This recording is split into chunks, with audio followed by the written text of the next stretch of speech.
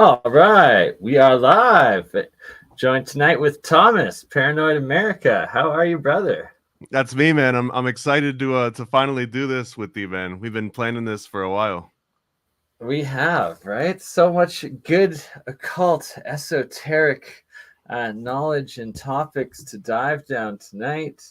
Um, is it running on your channel and also a first, right? Connecting to your live audience as well. I think so. We'll find out after we're over. Yeah, but so this is my premiere first video on the Paranoid American YouTube channel. So if you're not following me already, please do that and join my small little army that we're gonna amass into a giant horde over time, hopefully.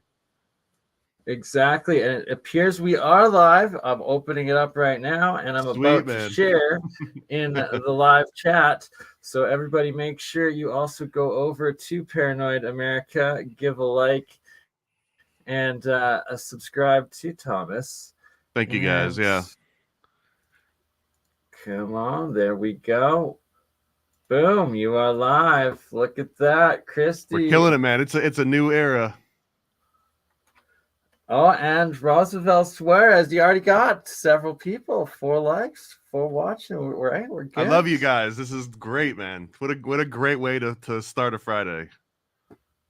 Right. Oh, it is Friday and going into Friday, so it's weekend By the of time we're burning. done, it'll be Friday. So happy Friday. Exactly. The long weekend. Here we go. In the live, there is Thomas's channel. Make sure you go and check it out and give a like and subscribe. Boom, right there, right there, right there. Already following. Look at that. Boom. I love you guys, man. We'll make it worth your while. Trust me. Right, you always do. And so we before we went live, we were trying to load up some artwork and uh, turn a little bit of art that I have from my clothing line back in the day. I think you said this one. And send it over, and now you're going to put it into some AI at some point. Yeah, we'll, Through we'll mess around with that. I've got it loaded up. But before we get into all the high tech computer nerd stuff, I don't want to lose everybody. So we'll bury that one in a little bit. But yeah, I'll show you from step one how to take just like any sketch that you've got and turn it into, like a 3D realistic photo, or make it look like a really nice painting, and all sorts of cool options. And man, if hopefully I can get everyone as excited about it as I get excited about. right. I'm stoked. Like, it's game changer, really, to be able to bring the artwork to life. Essentially, like, eventually, Bert and Ernie down there, I'll have a whole cartoon series and, like, a little show with my homunculi and bringing them to life essentially in the metaverse in the long run. We're all going to be NFTs soon. Right? It's like, and I suspect we almost already are. But let's not go too far down that rabbit hole before we Yeah, where get are we in. starting with this, man?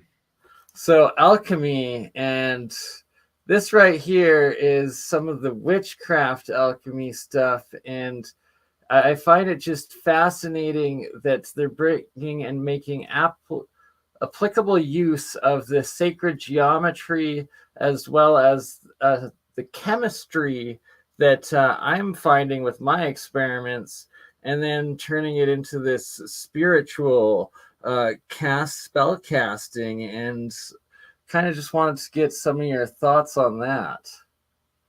I mean, so I think sacred geometry is what was one of the first things that really got me into this woo-woo area, right? And it's because I really do believe this, and it's something that you just kind of realize over time. But these are just patterns that, ancients have been seeing. And it's a pattern that doesn't just happen visually, it happens vibrationally, it happens through sound, it happens through, like, I even saw you had like cooking or something was in this little sheet here. These are just sort of archetypes that everything falls into at some point in time, and for you to be able to recognize it and put it into these very oversimplistic, diagrams. We're basically looking at platonic solids right now, and just like any platonic solid, what you see is not necessarily what you get. So there's a perfect version of a triangle, right? That the triangle at the top. Well, that triangle, in that amount of perfection, doesn't really exist in the material world as we can perceive it, but it does exist as a template and an archetype and things that try to, um, you know, basically fit into that mold. Like things follow that as the plan.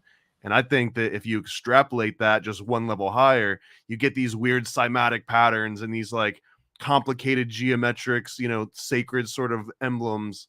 But all these are just showing you here's the ideal template that you might want to strive to fit inside.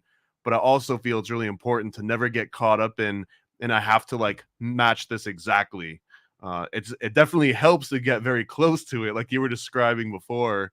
I don't want to share too much, but you've got an experiment, and if it's off by just like a fraction of a frequency, right, it does make all the difference in the world sometimes.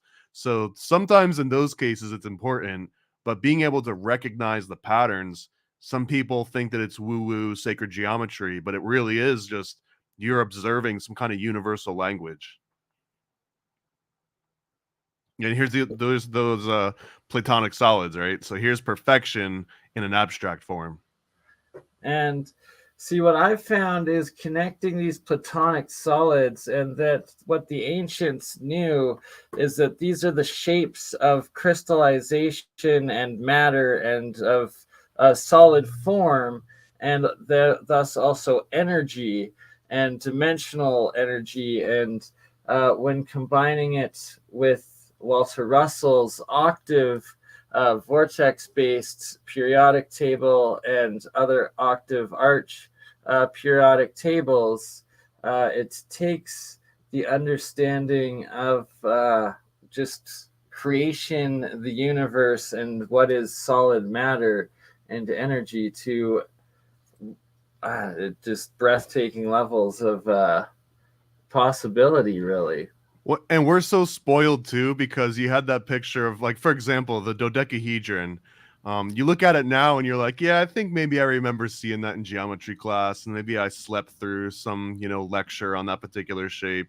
And it's got those cool little 5-star flower-looking petals. That dodecahedron was such a coveted secret that people died over revealing that. I believe that the Pythagoreans, that was one of the secrets that they were supposed to take to their grave. And there's a funny stories, but I can't remember the guy's name, but one of the students of Pythagoras was rumored.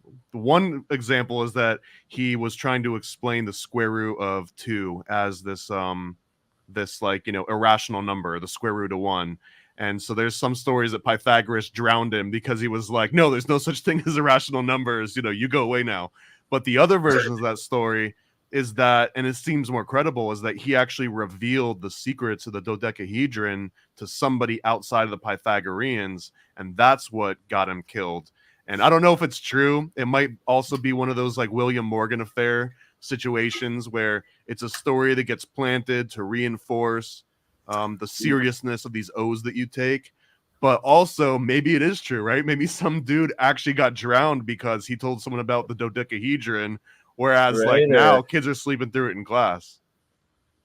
Exactly. But it's the full teaching, right? I bet it was It's not more just than the shape, yeah. yeah, just the shape. And that it could even, be so advanced, these sacred, like universal or metaphysical knowledges in their completion, that it could even lead to this lost Atlantean technology or universal portal technology. Who knows? But Bob Greenier at the Martin Fleischmann Memorial Project, I'm not sure if you are aware of his work, but I'm not. He's the one of the top physicists and academics in actual cold fusion and EVO, exotic vacuum object research, development, plasma fusion, and all of that. Okay. And he's recently a huge inspiration to me and whatnot. And that he has been decoding the pyramids and some of the basalt within it and the different anomalies and proving this super advanced technology that has been used and the evidence of it. And it's these brand new streams he's been doing. His latest one was earlier today.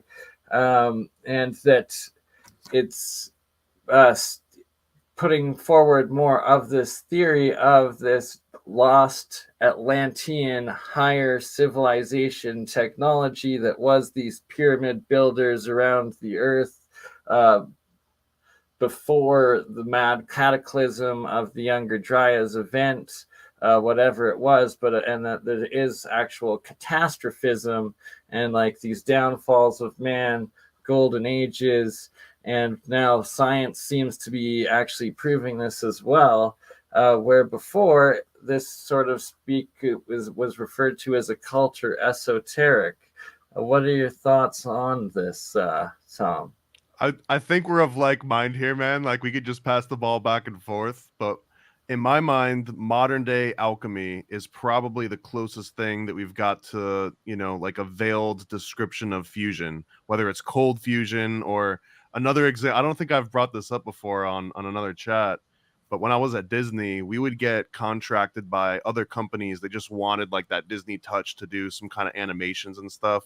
And one of those companies was called Superwave Fusion, and they had a version of cold fusion that they were working on. And I went into it thinking like, oh, this is woo-woo. This is just like some kind of pseudo scientific. The amount of money and research and actual, scientists and lab coats and actual laboratories that were working on this and were 100% convinced it was all real. And then we had to make the animation that would explain it in a very easy to understand and digest form.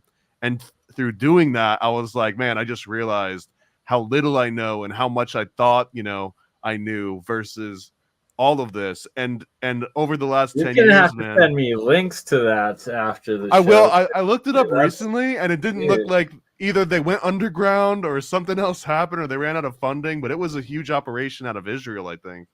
Really? No, they And often are out of one of the Israel. things that I've learned too over the last 10 years specifically is so much of the technology that we've got now that we think is so far ahead of time and only could have happened in the last, in our lifetimes. It's very just like smaller versions of crude technology that's been around since forever. And most of that technology is rediscovered technology. It's not like someone sat down and invented, binary system for the first time ever. They just happened to know Right? how to make it very small and make it run a little bit faster and more efficiently than before. But all of these ciphers and encodings and patterns have existed since forever. So I think that this modern day version of what we're talking about, occultism and esotericism, it's really just like a new rediscovery of these old formulas that, people, we lost because we laughed. You know what I mean? We lost them because we didn't respect them. And now we're starting to realize that maybe they were onto something. Maybe those thousands of years of people focusing on the same topics over and over, maybe there was something to that. That is absolutely amazingly put, brother. Like, bravo in those words, because that is the truth. And like, it's so advanced, yet we've laughed at it and mocked at it for 100 years now, while we've been stuck in this one paradigm going just digital meta, losing ourselves in the physicality and away from the spiritual soul in the West. And we've had it all before. And that in all of my claims, I never claim to, I've discovered this new cold fusion thing. It's like, no, I've rediscovered Sir Isaac Newton's cold fusion. I've rediscovered this alchemy cold fusion and this advanced, ancient, lost technology and understanding. And like, I will never try to take credit for creating it myself, as with the numbers and the different geometric numerical patterns, systems, geometries, and what has to be another dimensional unified force scale of geometry, or what they're trying to search for now, calling it the theory of everything or whatnot. And a And lot of the names you just dropped, they didn't take credit either. They all claim that they were just rediscovering something from the ancients as well. And I imagine, I don't know, but even the first person to discover the Fibonacci sequence or the golden spiral or any right, of these universal principles, I find it hard to believe that they're like, oh, I did that. I made that. I created the yeah, golden ratio. Fibonacci did not want it to be called the Fibonacci spiral, right? Oh, that's funny. He's like, yes, it's the golden So spiral. so I got a controversial take on this that I don't know if I agree with this, but it's a controversial statement at least, where getting, so tied to the material world over, thousands of years, maybe it separates you from the spiritual in some way, in like a woo-woo way, right? But what about getting entwined with technology? Like, is that not kind of helping us step back away from the material realm? But is it stepping like away from the material realm in the right direction, or are we like going even farther away from the soul in the process? Right? Yeah, that's a very good point, and like uh preponderance of it. And I agree, like philosophically used for the right purpose and in the right way, it could help and like essentially will bring us back to this one what up one on one podcast, the chosen one. Good to see, brother. But the Tower of Babel moment where technology, speech, and like essentially the universal God code and humanity all combine at that one point again. And I do believe that AI and all of that will be a key part of it. And that is it, will we actually achieve this harmonious next level ascension, or are we going to once again destroy ourselves and use it against each other and implode like we have before? Well, that depends if you're subscribed to the Patreon or not, because on the Patreon we describe how to. No, I'm just kidding. But I think that there will. Like, I always wonder, the Tower of Babel, right? Did it take out everyone, or was it one of those like Titanic Twin Tower situations where the dudes that knew didn't show up to the tower that day, right? They were like, "Honey, I feel like not going into the Tower of Babel today. I'm not feeling great." And then it fell that day, and then they get to keep that knowledge and pass it on because they realized that someone was going to screw up and knock that tower down. And I feel like that could be a very real pattern that keeps repeating itself, where someone knows about a catastrophic failure that's about to happen, and they get to be the keepers of that knowledge. Just de Yeah, facto, if it wipes out everyone else that knew about something, now you get to be sort of the one-eyed man is king on the whatever, the land of the blind, right? yeah, the planet of the blind, exactly. No, that's a very good point too, and what seems to have been the case and the reset that happened around the turn of the last century during World War I and II, and that before that, a lot of the Masonic writings I've read, as well as the academic writings, everything was catastrophism. It was that there was a reset. It was that Atlantis existed and there was this higher technology beforehand and this higher society.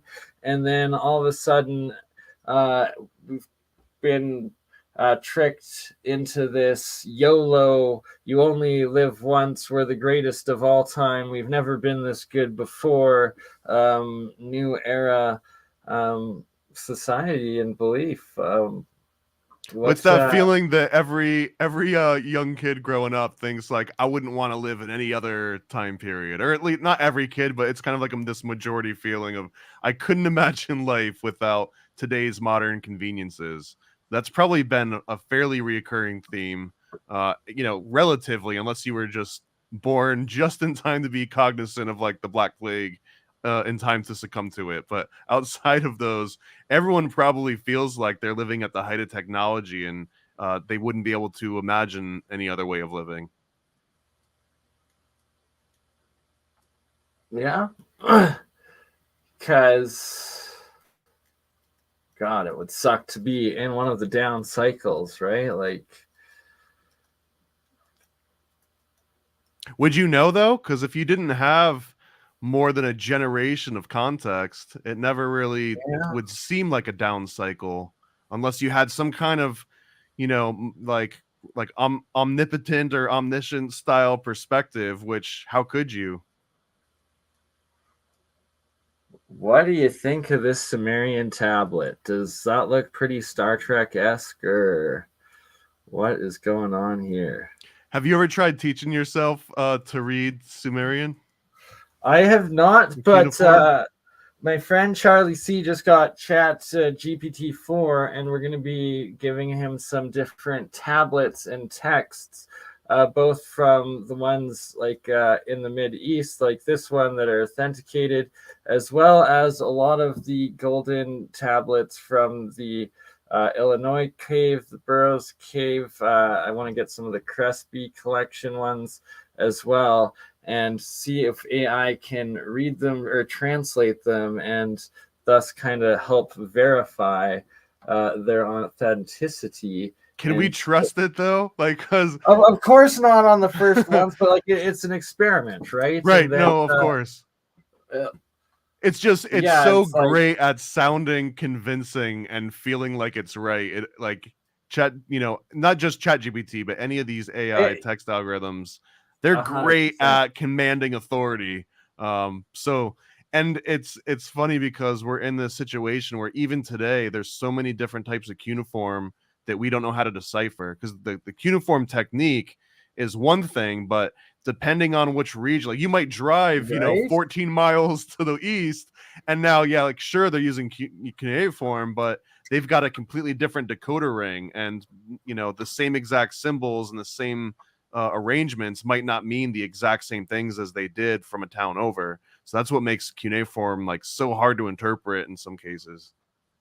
And I fully agree with it, and that's why I believe and suspect that as we develop the AI and the translations of these different American tablets as well, portraying these different pictographic cuneiformic languages, pre-Sumerian, pre-Sanskrit in a lot of cases, like in the Crespi collections and stuff, that as we get different attempts at translations and then build the language model of what we get on the North American, South American side of these tablets compared to the Middle Eastern time. And I believe they will eventually verify themselves as you've obviously Scott Walter's work, probably seen a lot of his stuff.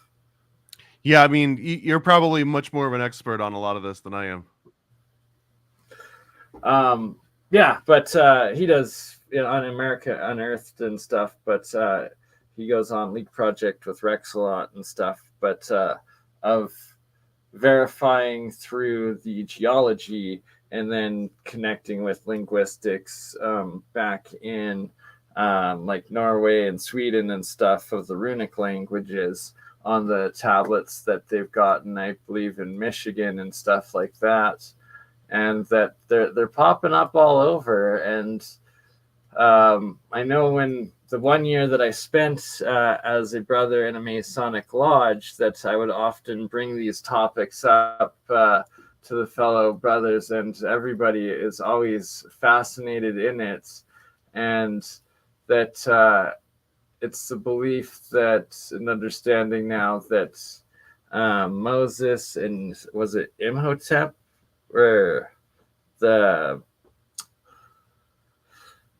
pharaoh that changed to a monopolar dynasty or religion in Egypt, and then like left Egypt. It was the same as Moses or something, and he took the technology out of the pyramid and out of the Egypt dynasty, being the, why can I not think of the word? What and I wanted to point out too that like according to some sources, it was the same person, but I would posit that we're talking about the same archetype, right? We're talking about Yeah, that same cymatic pattern. It might not have been the exact same, skin cells type of person, but it might have been the same person and that same concept of, someone fit back into that pattern and rediscovered a way of living. fair. Um, what do you make of the We got to seals? get into the Mason thing a little bit, man, because I don't want to Yes, we leave that do. one on the side.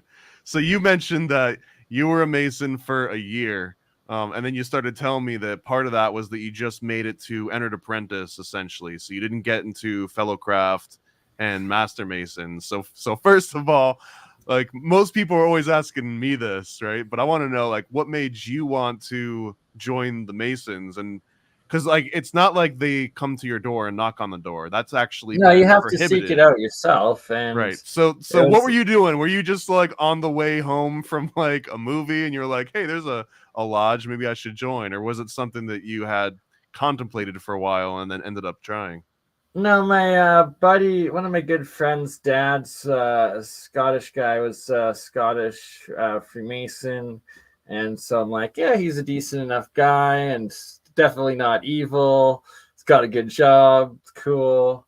Did that Uh, surprise you? Did you go in thinking first that it was like only evil and then you met someone that wasn't? Or did you always feel like it might have been in a gray area? oh, definitely like gray area. Like obviously, you can't believe everything you see on the internet, and And how old are you at this point? it was about 10 years ago now, so mid 20s, late 20s. Okay, that was about the same age for me. And so the thing is, though, it was also at a point in my life where I was very, very messed up on prescription opiates. And at the height of the prescription abuse that they were giving me, that I've now been off of for 4 years, thank God saved my life on that one getting off. But so I didn't take it as serious as I should have. Then also just never followed through with becoming getting the further degrees and whatnot. But while I was there, quite fascinated with a lot of the people,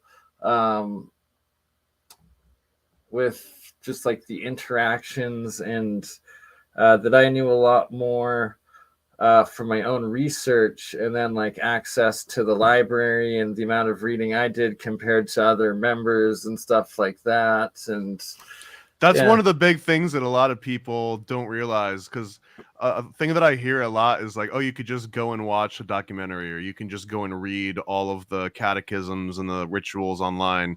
Yeah, you can. And most of the time, they're verbatim, they're true. It's not like you're looking at something that's been outdated for a long time. The Masons kind of pride themselves on retaining these old rituals. So it doesn't change very often. But one of the things that a lot of people don't realize is that once you become a Mason, you get access to Masonic libraries, and every single lodge has kind of like a little rare book, sort of Oh, collection there's that you got so access many to. jams. So But many. there's people that will travel, they'll go on pilgrimages to certain lodges because they know they've got some specific book that's never been digitized. It'll likely not be digitized, or if it is, it'll be in some kind of private collection under a name that you won't even know to look up. So there's all sorts of like access to secret hidden knowledge by going through the degrees. Um, yeah, I like they wanted me just for my own alchemy experiments to join their research lodge. Hell yeah, man. Um, I was down, but then I just fell off. I found it a little bit Zionist too, for a place that claims to not be religiously influenced. But Yeah, so with the modern times, right, now you can go, and it's almost like AA. As long as you admit that there's a higher power, they don't yeah, yeah. necessarily care what that higher power is. So, but it's probably going to be like an Abramatic sort of higher power. It's going to be like one of the big three, right? You can show up with anything you want, But there's definitely an extreme minority of people that might go up with, you know, like an Anton LaVey Bible or something like out of left field, I think. Right. And yeah, and like, no, it's very inclusive. Like my own personal experiences there were all positive. So are you And still technically entered apprentice now, or did you fall out I, of standing and then yeah, like no, fell out of standing through being in arrears for not paying my right, membership right. and not closing it properly. So I think I'm technically blackballed, but not entirely I sure. mean, I'm sure I nah, could, dude. if I Honestly, they're wanted hurting to. so bad for Right. membership and money at this point. If you were to be like, guys, you know, I can't afford, you know, whatever the last 10 plus years of you know, back dues, but like I'm still down. I'm sure they would you know, be like, come on in. But at that point too, you might not really need any more information. You might have surpassed what most of those local lodges get you. So at this Right. point, it would just be like a really a really painful library card to get. You know what I mean? Exactly. And yeah, like so the year that I was there, my worshipful master, he was the year that he became an honorary 33rd degree member and went over to Europe Yep. to Yep. like That's get that's the when they have to like ceremony and stuff. kill a kid or something, right? Right? Who knows? But before he went, I had told him about the conspiracy of the P2 lodges Yeah, the running propaganda everything. dude. Yeah. Running everything. He's like, no, that doesn't exist. And that he came back and he like came to me and he was shook and he was like, Bernie, you're right. There's something to that. And I was like, okay. Well, they were supposed to have been officially disbanded in like 1986 or something, but what it represents though, and I think this is where Masonry gets most of the deserved flack, is that just like these cymatics and these archetypes and these Platonic ideals that we've been talking about, Freemasonry represents this structure that can be very easily applied to get power and authority over almost any sort of culture. So, for example, when the Bavarian Illuminati decided they wanted to get more power, they just infiltrated the Freemasons because they realized, hey, if we just get the worshipful master of a lodge, then technically we got that whole lodge under our wing, and they don't even have to know about it. And that sort of thing can yeah, still happen. So that P2 lodge, right? All you got to do is get some of the kind of like head masons of that particular lodge, and if the people at that lodge, like the lodge here in Orlando, right? It's pretty much like the tax collector, and there's like commissioners in there, and there's comptrollers, and you know there are big players in these lodges. So if you were able to basically corrupt one at that very high level, yeah, you can do some absolute damage. And I can only imagine that if the propaganda do had the amount of international influence that they were purported to have had, because it was like a financial scheme they were running, I think. So I mean, when you've got money and you've got power and you've got corruption, I mean that's a nice little concoction to do some real damage. right. And that gets into it as well, like that the Masons, from my entire like experience there didn't seem to be any like a bad soul, but that I did get the inkling of infiltration and members that were members of many other secret societies that they then branch out from and that influence them. One being the Rosicrucian Mhm. organization, and how much I guess influence and sort of uh, yeah, influence they have over the Masons, and I guess the Masons kind of revere them, sort of thing. And that I was told tarot is a very real thing because the Rosicrucians practice it and have showed them or something. And Yeah, that I've always was understood it as the like, Rosicrucians are almost like the librarians of those dusty old libraries, and like they're the ones that actually know what book that thing that you're talking about is in. The Freemasons are much more generic because the Freemasons, you yeah, can join it for business networking, for social networking. Although there is one unifying, at least modern day Freemasonry, there's one modern theme, is that if you really like chess, right, you're not going to just go to like a random business or like a random public place and then just hope there's another person that really likes chess that's like down to play chess at that moment, right? It's such a rare and niche thing for you to expect. So Freemasonry, it's kind of like joining a chess club, but instead of everyone loving chess, everyone It's loves like old arcane books and, you know, esoteric teachings. And it's hard to find an in-group person, you know, like a real life meet space sort of club that is interested in those kind of things that exist outside of, say, like a Dungeon and Dragons collective. yeah, it's like halfway between that and like a giant business social club. Absolutely.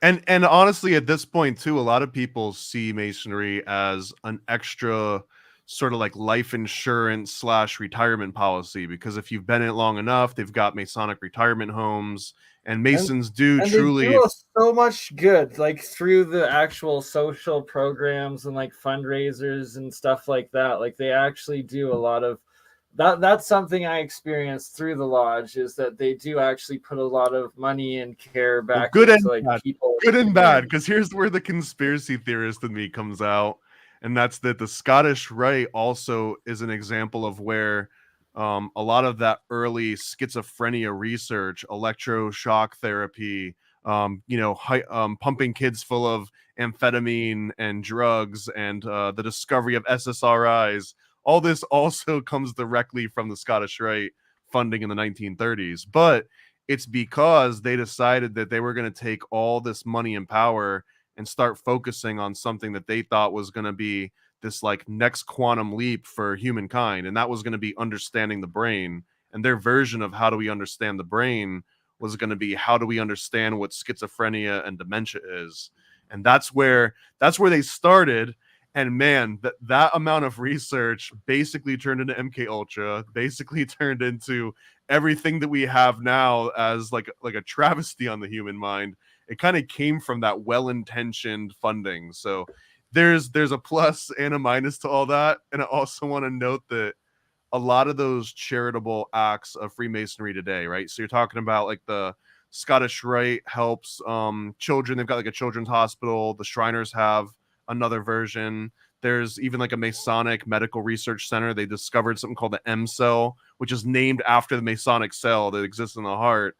But all of these things, in my mind, controversial. They're a little bit of a PR campaign, because if you go back not even that far, 50, 60 years, there really wasn't any sort of public outreach, you know, philanthropic organization of the Masons. They really were kind of like for themselves. It was like a little trade union that would guarantee that you could get a job if you wanted to move cities or states. You know, it was before LinkedIn, or before you had some kind of like a standardized system that was like, yeah, this person's not just a crazy person that hopped off the back of a train and, you know, they're just gonna like murder you in your sleep. So being a So Freemason would be like, just check with me with the guys over at Lodge in Illinois, and they actually would check on you, and they'd be like, oh yeah, you know, he's in good standing. Unlike BurnEye, who's been in arrears for over a 10 decade, you know, years go hire now. that Oh, guy. wow. And so I gotta say, from my experience, it's like I never made it past that first degree. I kind of always like I do eventually, I think, plan on like going back and getting to the third degree. Although it's like I do have some, I don't know, but it might. I just don't know. But It's mixed, man. It's a mixed I bag. never made it to the third degree to make it behind that locked door where I saw peeping through a couple times some very You shiny know what's behind there crystals. is a freaking pizza party, dude. Oh, I've been. And you didn't Well, get it. You didn't get the pizza I party. didn't get the pizza party. No, just the What's dinner what state was afterwards. this, by the way? I'm in Canada.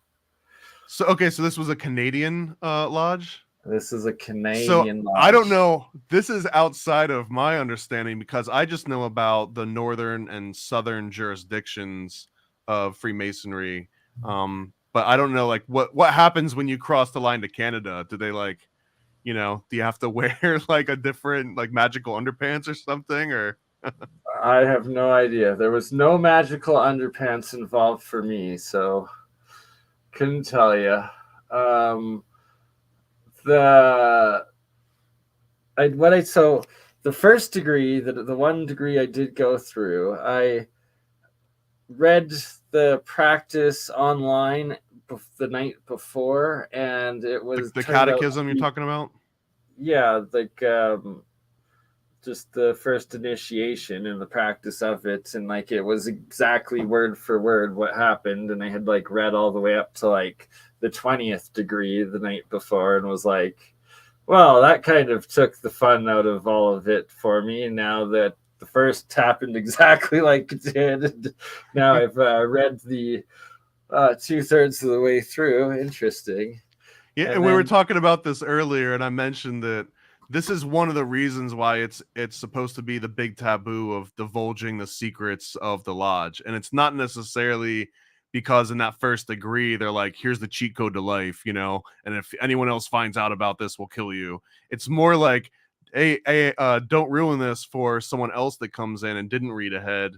And an analogy that I was mentioning is like if you go into like a movie that hinges on, like some big twist ending, if you just stand up as the credits are starting to roll as the movie starts and you're like, there's the killer, you know what I mean? Or like at the end, this happens, like that's kind of a dick move, and you might get beat up right, for it. So it's spoiler sort of a alert. similar, yeah, dude, it's much more of a spoiler alert, at least in modern times. Now, if we rewind the clock 100 years, yeah, dude, maybe you got drowned and they threw you out to sea because they legit were taking those oaths seriously.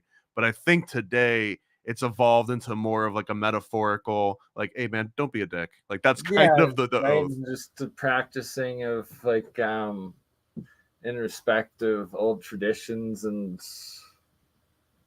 yeah, symbology. And if you really care, like you said, Bernie, like just go and Google it, and there's a 99% chance what you read is pretty much what's going to happen in a lodge.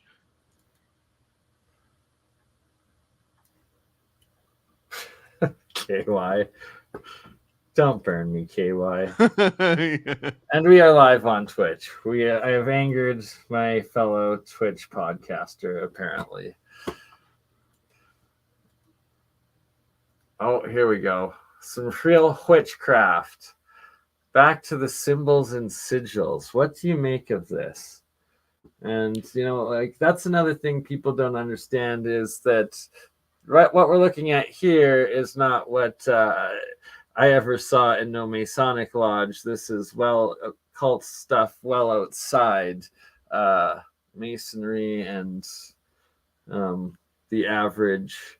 You would probably find someone in a Masonic lodge that knows what this is and would geek out, talking about it and discussing it, because this is sort of the trade, right? But yeah, you wouldn't see these symbols in a lodge because this has nothing to do with that particular symbolism. It doesn't mean that the same teachings and the same underlying principles that maybe they're teaching in witchcraft and essentially sympathetic magic on a lot of levels, that sympathetic magic happens in almost every culture that we've got, though. Even if you go to the most fundamental, sort of religious church and you're praying, you're doing sympathetic magic, even if it might be heresy to call it that. It's literally, sending your will out into space and hoping that it comes back down in tenfold or whatever. So it's very much the same premise, just we wrap it in different ways. We're going to be joined pretty soon by my friend Jeremiah, a great engineer and also into understanding the occult. I put this schematic up his last time he saw it. He got really excited, so I'm just baiting him now. Where's this from? I randomly found it on Pinterest. Pinterest actually has amazing schematics if you just type in anti-gravity and free energy. Like there's mind-blowing shit that's just like so complex, so detailed, and so many of them. It's just like some of them, right? Oh, see, there he is. Well, you better hop on then there, JP. If you want Yeah, to, get on here before we accidentally blow our fingers off, man. We need an right? adult in the room. Oh God, he is definitely not the. Oh, there. Oh, look at that! Just like that, there is Jeremiah. Oh God, he is Successfully baited. Oh, look at that! Oh, you gotta turn off YouTube now. Oh, I'm sorry. I just I forgot to pause. So sorry for the echo for your audience. I have paused it, fixed the solution, and yes, let's take a thorough look over this diagram, because to me, what this looks like is a very vintage electrostatic machine with a rather unique set of capabilities. Now, I will ask, how many of you in the audience have heard of Martin Fleshman Memorial Project and seen the most recent posts? Oh, I know you did, his Bernie. live stream earlier today. Audience, please feel free to comment if you've seen it. We would love to know how much of this audience is that audience.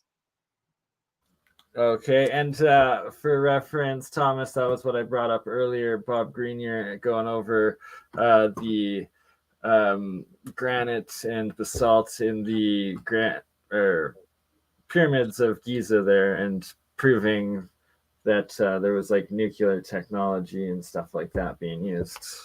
Did you see the most recent O-Day explaining Frank Polifka's wind hex, which basically means tornado witch?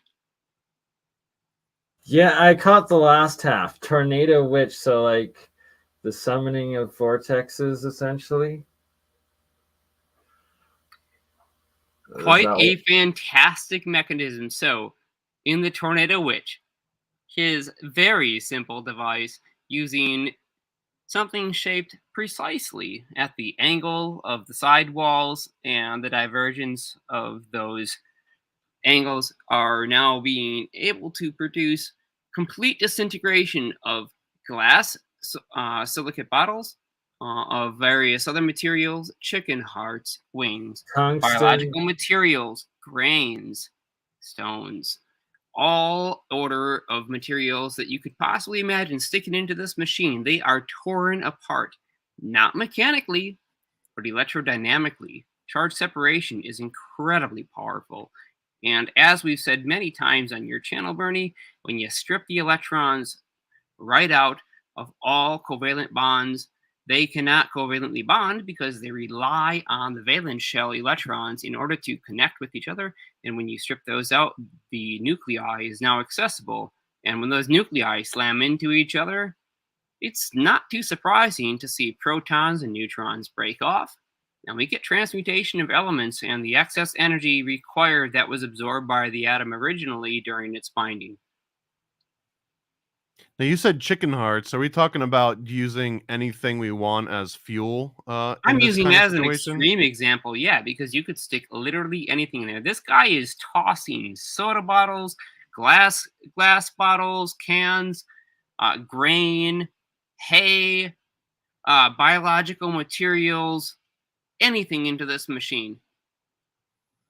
And it will tear it apart into a dried, moisture-free powder falling out the bottom, and not within minutes, not like a grinder. This is nothing like a grinder. It literally takes it apart in the course of less than 15 seconds, completely disintegrating the covalent bonds and causing it to drop out as a powder, which is highly accessible and very useful for industrial applications. Okay, I missed that aspect of it. I saw a little bit of the powder stuff. So he showed that the vortex literally is tearing that into anything into that, like monatomic powder, essentially. It's not monoatomic. Not no, monoatomic. What it does is it strips the electrons nanoparticle, material. So a funny thing happens on the way to the protons. Well, you strip the electrons off, they're considered a barrier. You can consider the electron valence shell sort of like a shield. Like an ionosphere or something?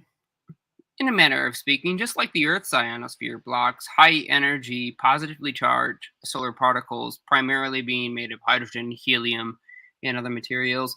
This would act in the same way, where the atom itself would have an electron valence shell blocking other extremely large amplitude electromagnetic perturbations from accessing the nuclei and causing a sufficient acceleration for those things to bombard each other. But if you get the electrons out of the way, well, the nuclei can actually slam into each other, and when they do, they tend to drop off pieces of themselves. If you strip one single proton out of a nuclei, its associated neutron, also equivalent to binding it, will also fall out. And it turns out that neither protons nor neutrons happen to be very stable when they're separated from the atom itself. This allows them to become other elements, transmutation, fundamentally. How do we turn something heavier than gold into gold? Well, we've got to strip off some protons and neutrons. Once we've done that, we have access to the first stage. And after that, we can now strip off more protons and neutrons and choose any lighter element that we want. But that's not where it ends. We can also combine protons and neutrons as long as we have the correct electric fields and the binding geometry, and produce heavier elements, which is not common, but also quite possible. It just takes a more complicated geometric field. And we're talking about adding, removing, sort of these electric elements. But I really firmly believe in this concept of like the 7 seals, not in a biblical sense, but in the sense of that all of this can be described in at least 7 different contexts. So like before we were talking about Freemasonry, and their version of transmutation is essentially like taking like a normal human and making them better, like a normal man making good men better, I think is the way that they kind of phrase that. But that's that one sort of personal level version of this alchemical process. There's the actual version that we're describing too, where you can create gold and other sort of metals through this transmutation. And I think that there's also like a very chemical version, like for example, the process of creating like DMT out of ayahuasca. It involves sort of these same kind of steps where you're constantly adding something and then removing something and then adding something. Oh man, and I would love to comment on exactly that regarding ayahuasca and Dimitri. Please do. But sorry, I'm just on unfortunately, the phone I with my wife can't for a for legal second. reasons. I will tell you this. It's far simpler than one might think. Oh yeah, I mean, you go to the pool store and you basically raise the pH, lower the pH, raise the pH, lower the pH, and then after you do that enough times, bam, you've got the alchemical gold, essentially, the magnum opus. Right, you've got it. So we played around with monoatomics and quite a bit involving electrogravity and unbalanced kinetic momentum. Generally, we're still stuck on a very old physics format that all forces must be equivalent. The vacuum or the scalar potentials and the electromagnetic potentials, which are measured in the form of, in terms of the refractive index, permittivity and permeability. Permittivity is your electric polarization. Permeability is your magnetic polarization. And we can stress that magnetic polarization to form even more complicated interactions. So unfortunately, it's not quite so, I guess, straightforward, but we can take apart matter. And matter is what? A quantity of how many protons and neutrons we have in any given individual nuclei.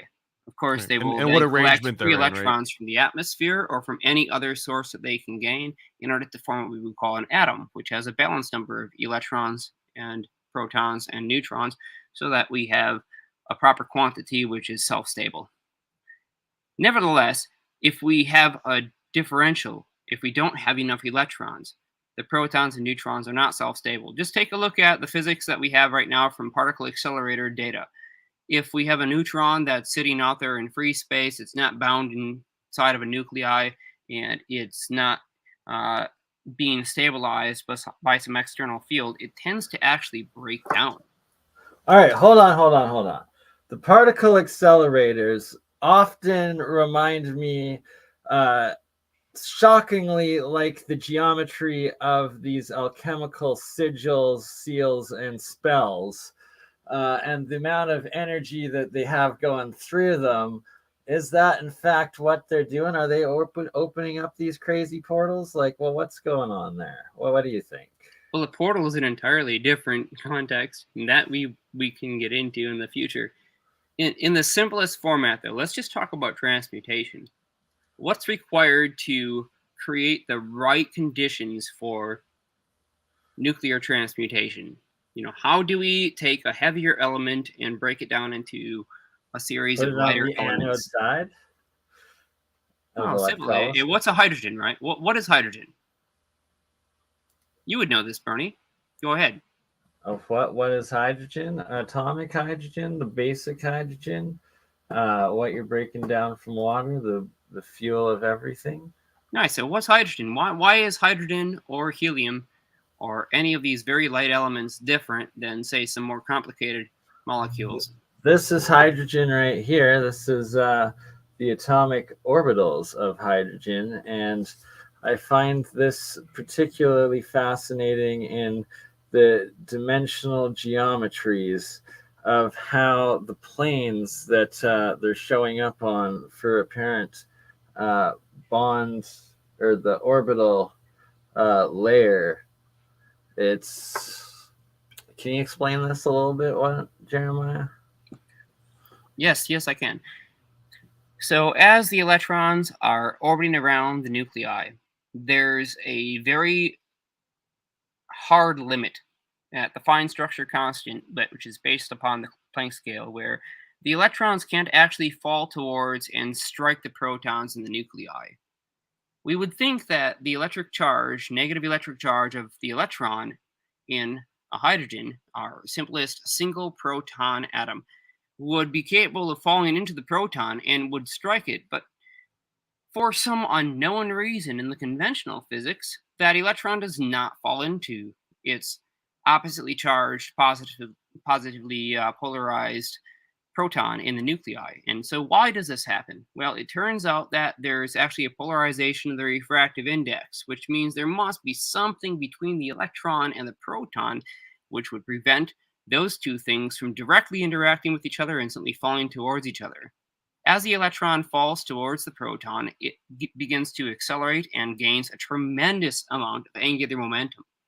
At some point, the emission or the radiation of the electron pushing off its relativistically amplified geometric field of negative potential in the scalar refractive index, that is the permeativity of the vacuum space, is now radiating off more energy than will be required for it to not radiate off or hold in order to come in contact with the proton. And so it reaches a stability point at which it now is based on not only the proton and electron relationship, but also the vacuum refractive index. There's no reason for this to exist if we think that the vacuum is empty. But if the vacuum isn't empty, if it turns out to actually be filled with physical and realizable matter, such as positronium, as in a proton and neutron chasing each other, and we have trillions of these things in any given unit volume, those physically have to be repolarized, and their continuous radiation to the external environment of electromagnetic waves, which we would call gravity, aka mass, is exactly why the electron does not strike the proton and why it reaches an equilibrium point. On a slightly macro level for this, Juan and I covered on Occult Book Club. There was a book called The Voyage to Cartesian, or The Cartesian Voyage, rather. And it described, man, it was written in the late 1600s, but they were describing this concept, which even to me, 300 years later was like blowing my mind, where they describe how the absence of an actual vacuum, like there can't be a vacuum, and what Descartes was trying to describe was that everything in between, like me and you, or like if my two hands here, even though we know that there's like air, right, and there's oxygen particles and nitrogen particles and things, there's also outside of all of those, any other little space that you might think is space is taken up by what he just called orbs or balls, so that no matter what you're doing when you're moving around, like we're in a constant state of not solid matter, but like liquid, right? Like the air is a liquid, but not in this vacuous version that we kind of like see with our eyes and kind of feel. Like as I move my hand around, things are just constantly moving out of the way so that there's never a gap anywhere. Like there's always just everything is filled with something at all times, and there's really no such thing as a gap or a lack of something. It's such a weird concept, but he just described it as balls. You know what I mean? They're just balls everywhere. Man, very well said. And I would specify that although we end up getting a spherical distribution in the far field, which is the distance away from where the field interaction zones actually cohere with each other and create a net energy momentum, or in terms of our modern physics, we call it the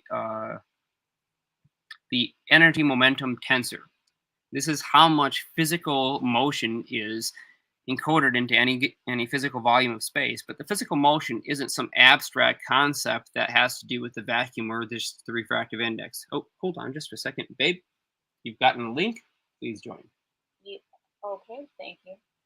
All right, going on. So yes, we found out that it's not just simply this abstract concept of a completely empty vacuum, but it turns out that the only way we can account for the stress energy that's contained within any given volume of space at the Planck scale, which defines the fine structure constant, must be made of matter. And the fine example I can use to demonstrate this factually is even within particle accelerators, which bring particles to extraordinarily high damn near luminal velocities, or almost approaching velocity c of acceleration, that there's an arbitrary distance for a photon to travel from a photonic emitter, like a laser source, before it strikes some absent area of vacuum, which should be empty. And when it strikes that quote-unquote empty vacuum, for some reason at an arbitrary distance, the photon disappears. But what happens? Well, we end up getting a positron and an electron emission coming straight out of that region. And what angles do the positron and the electron have to each other? They're directly 180 degrees. They pop apart and physically separate directly opposite to each other with the velocity and equivalent energy of 1022 kiloelectron volts. This is how we know that they must have already existed in that space, meaning they weren't produced. They didn't suddenly come into existence out of nothing, but they were there. And this is how we can guarantee for sure that these particles permeate the entirety of the vacuum. There's no real logical explanation beyond accepting that they must have already been there. For some reason, physics doesn't like this idea. I guess it doesn't like an aether space completely filled with physical matter, which actually exists having its own mass, energy, and kinetic momentum and angular velocity. But we have to accept this because the data is compelling and it demands that we justify why an arbitrary value is observed. The universe is filled with everything, right? And nothing is empty. Well, not just everything, but it's filled specifically with something called positronium, which is a positron and an electron chasing each other, reaching the minimum distance, and no longer capable of actually falling into each other. They reach a stable point, they become invisible to the outside reference, and now we just simply consider them as part of the refractive index. So I can say this another way. Space is heavy. It has weight. The vacuum itself, absent of all physical measurable matter, has a physical weight that we can define. We call this the cosmological constant. Is positronium one of the ones that Walter Russell states is at the very top of his vortex-based periodic table? I think it's right next to hydrogen. I would love to answer that question, but I'm not sure if Walter realized the existence of this material. The only reason why I even know about this is because of a communication that had extended almost a year long with an individual who happened to work for the Skunk Works. Where's this research taking place for the most part right now? Is it spread throughout the world? Is it, concentrated in a certain country? It's concentrated amongst the internal operations of the world's major powers. It's not widespread across all nations, but most nations, including Russia, China, the United States, and quite a variety of others, have discovered this. And ironically, it was Tesla himself who had released the information and explained precisely how to perform these actions and get the outcome. But he didn't talk about these specific individual particles because Tesla had a problem with electrons and with these subatomic particles. He realized that these things were just field effects. And so I'm using the positron, the electron, the proton, and the neutron, the antiproton, and the antineutron. are 6 constituent parts of stable matter within this refractive index as reference points. And Tesla didn't really like these ideas as particles because he could see how wave functions and the electric scalar potentials along with the added motion would explain the same exact phenomena completely and no longer require the elicitation of a physical, structured, finite particle. So there's no saying that the particle idea is correct or the wave function idea is correct. I couldn't tell you one way or the other. I can tell you, though, that the result of the experiments is exactly the same regardless of which model you choose.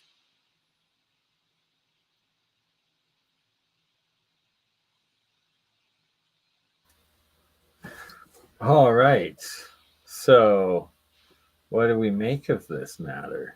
What we make of this is we now have identified the mechanism by which the Hutchinson effect can take place at fairly low energy levels because the conditions must be met.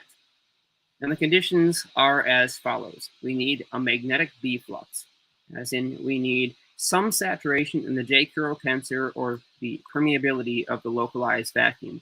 This changes the amount that the vacuum can actually hold the magnetic flux before it breaks down into its constituent parts that are responsible for forming it. We can also recognize that electromagnetic or electrodynamic systems involving coils or scalar potentials can produce the phenomena at will of our own choice and design. We can now manipulate matter and choose what type of matter we want to come out of that system.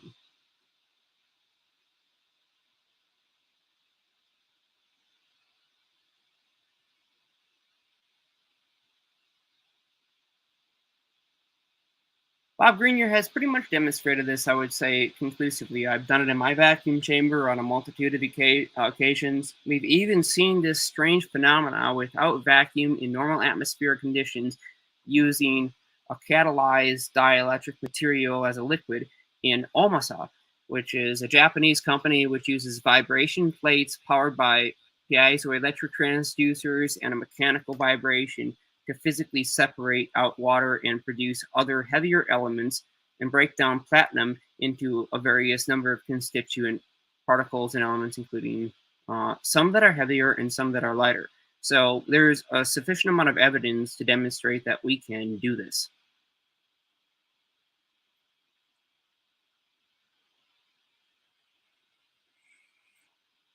Right now, personally, I'm working on a system to optimize it, and I'm by no means the only one. I can at least reference 5 different people who are doing this, but I'll definitely mention Gerald, who has been working with this, Bob Grenier and his associates, which would be Hank Jarin, Corky, and a number of others, which have successfully witnessed this. Even Adam, or as he would call himself, Space K0, has witnessed these same phenomena.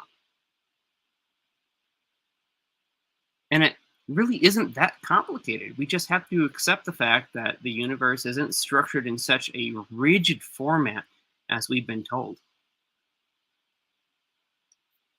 That's so dope. I'm loving it. As you're talking here, I'm just running some of BurnEye's sketches through a combination of stable diffusion and control net. I was telling you earlier before, BurnEye, that I don't have them all set up on this one. I just kind of have some minimum, but I've got this thing called a Canny preprocessor inside control net. But you see all these options here. You can generate a depth map from anything that you want to feed into it and generate new artwork based on that depth map. They've got normal maps. The other big one is Scribble. I don't think I have Scribble set up on here, but I do have Canny. So you can see is the here's your original sketch here, right? Yeah, this is the one that you were showing. Amazing. That's so here's cool. the Canny version of it. And if I click preview, are you saying result, that there we go. you literally put this into a algorithm to produce the color? Yeah. Yeah, well, it's more than just the color, yeah, but yeah, so like adding So this more is the detailed, canny more ones. So for example, if I were to run it through a depth map, it probably won't look great because it's just a black and white photo. But I can show you what the depth map of that would look like. Yes, it's just like a 2-dimensional plane. And then I've got, if I ran through Scribble, here's what the Scribble might look like. Oh, I don't have the I've model. never actually seen I this don't have the happen model live. set up. This is pretty cool. right? So It's here on the amazing. canny model, it gives you this little traced outline. It almost looks like a 1980s style like vector program on like an old Apple 2GS or does. something, right? It's It so does. cool. But now when I put the prompt in, instead of the prompt just trying to generate whatever randomly, it's gonna try and fill it in and kind of, for a simpler way of phrasing it, color inside the lines. So now when the AI generates, it's gonna try and adhere to these kind of outlines. So that as I write, I'm trying to get something really realistic. So I'm typing like movie scene of a pyramid, cinematic, epic, realistic. And it's getting kind of there. It takes a lot of massaging into place, right?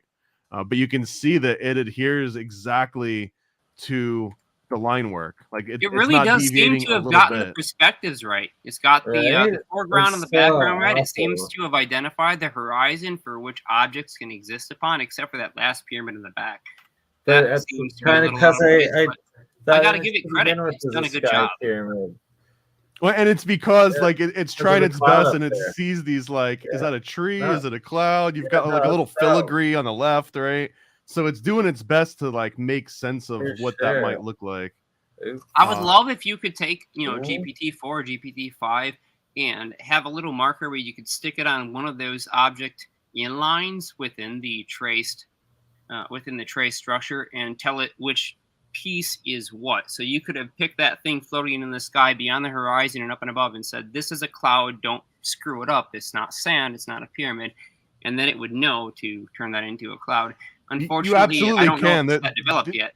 Oh, that it is developed. I forgot what it's called. It's called regional blocking or block regions. And essentially you can go in here and draw like a little mask and say like, this part is a pyramid and this is a cloud and this is the water. So as it goes through and it tries to make sense of the original image, you're giving it that extra little context. And some of them make it really simple so that you can basically draw like anything blue is sky and anything I put yellow is sand, and it'll correlate those colors with different regions of the image and do masking and everything automatically.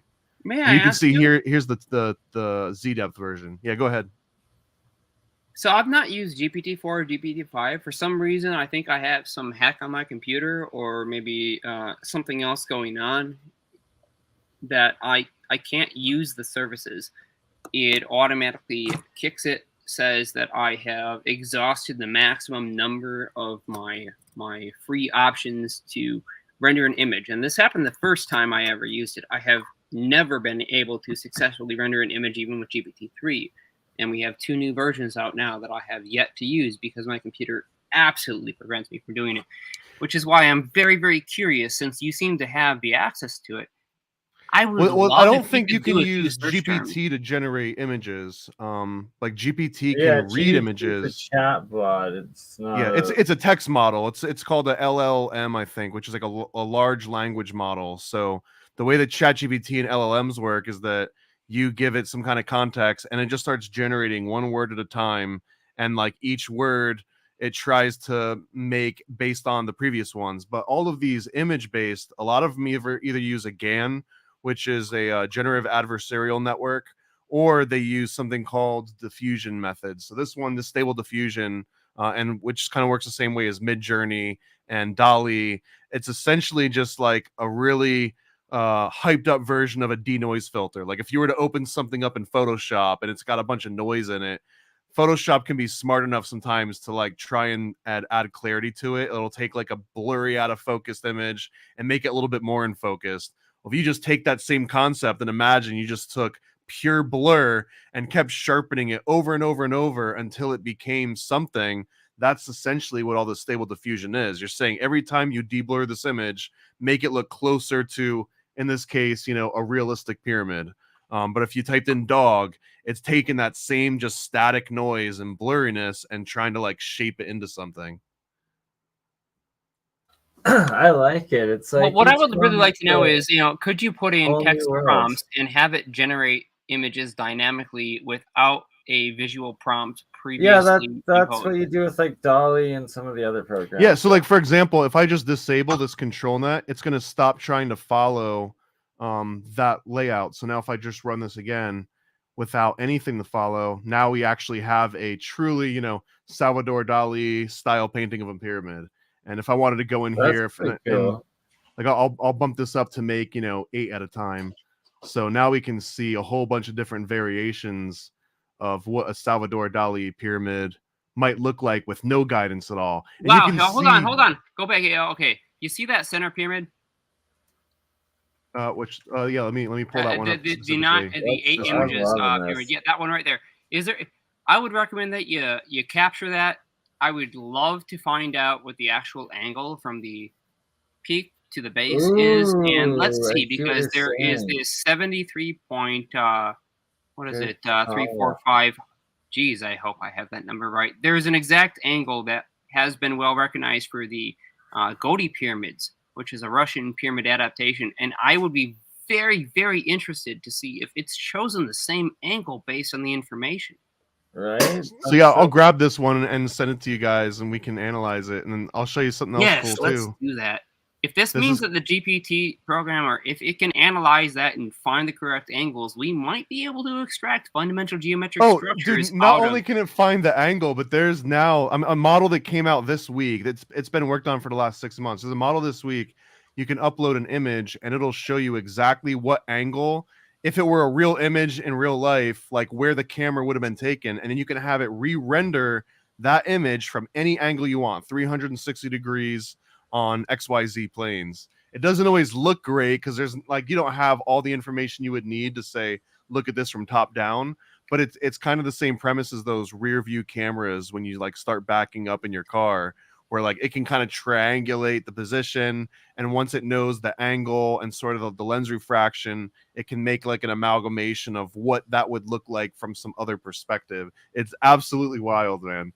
But I was going to show you this too. I would love to pump in the following search terms: positronium-based anti-gravitational diagram of successful apparatus. You're gonna have to help me. Was it positronium-based anti-gravitational diagram? Even if you just use those 4 search terms: positronium-based anti-gravitational diagram, and then I recommended of successful realization or of successful.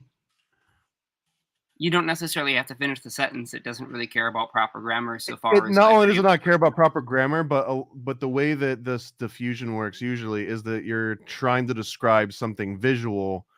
So these abstract non-visual terms, it's going to be a crapshoot. So let's see what happens, man. And on that note, the reason I love why that you're this doing is this visual, live. This is so awesome. I've never actually gotten to see this work.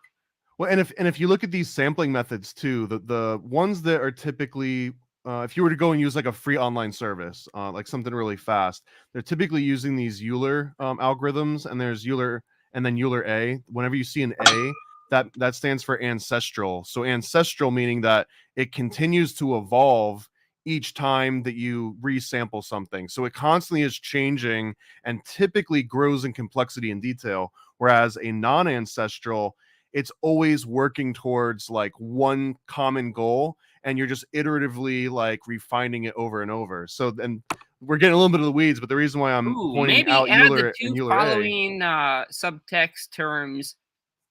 Yeah, go for it. Angular dimensions, or geez, how would we say that? How would you tell it to specify and measure the angles of the apex and the walls? Use the angle you want. Yeah, you would tell it. So if you want a 45-degree angle, I would put that. So let's. Well, we don't want to tell it what angle to choose. We want it to choose the angle based on all the information and tell us what it. Are you looking for specific geometric measurements? Right, because let's say we have no idea what the angle is. Let's just pretend we have no clue at all, and we don't have any numbers at all. There's the images it gave us. There you go. Yeah, and it's not like there's just this one source of truth, right?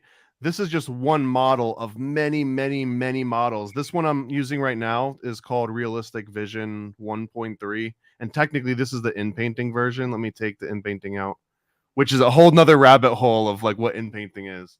But Realistic Vision is been trained on actual photos. There's models that are just based on geometry. There's models that are only based on Disney films. So we could pass this exact same prompt out and it'll come out looking like Don Bluth drew it, which is kind of like the fun aspect of all this. So here's a non-in-painting version. Let's see if that you has will, a I'm marked trying difference. to sort of dehumanize specificity for I individual like those creators images, and bring though. this Those look into the badass. totality of all that has yet to be produced or all that has been currently pumped out. I would love to find the angles.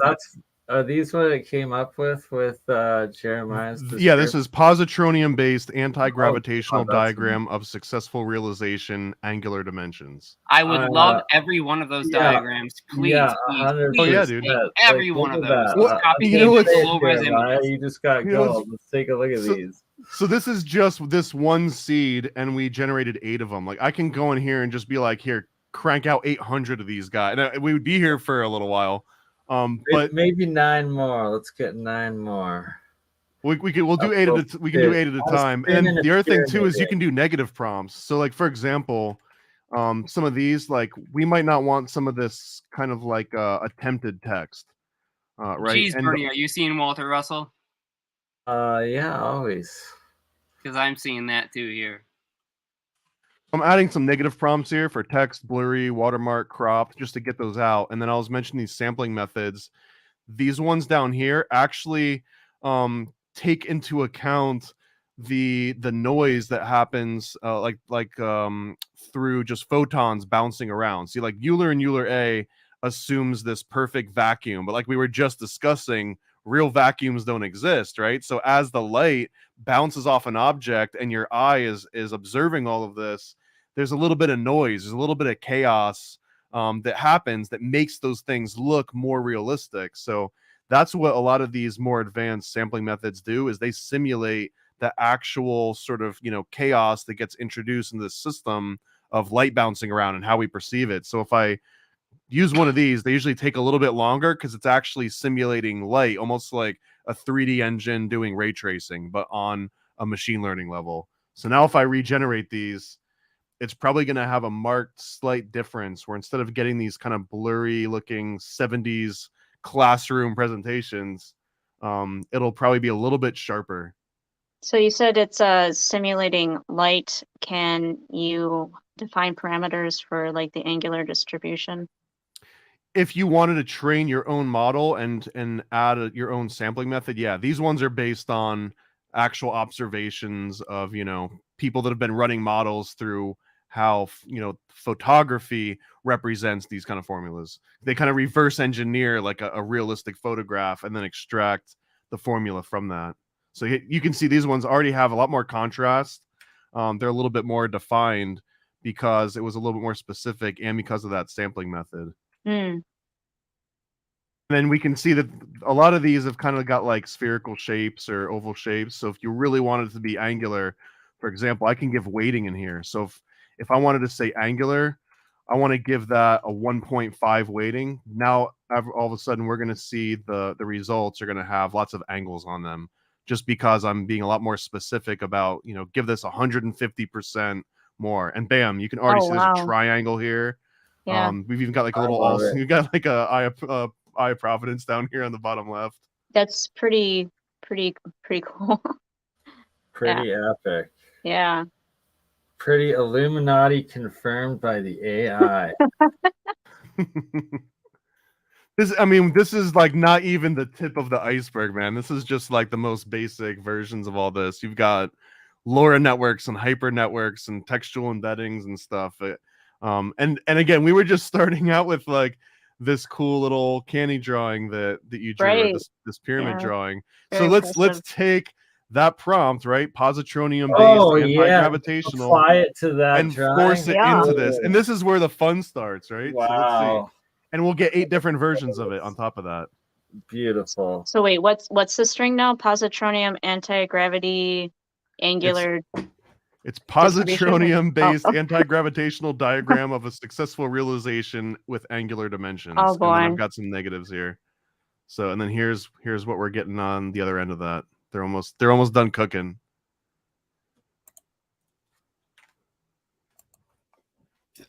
So, and it's Interesting. I love it because, man, it keeps like the exact dimensions. And if you don't want it to adhere that's exactly amazing. to those lines, right? I can You go. can always permutate any of those iterations and Yeah, I mean, keep it's taking it farther.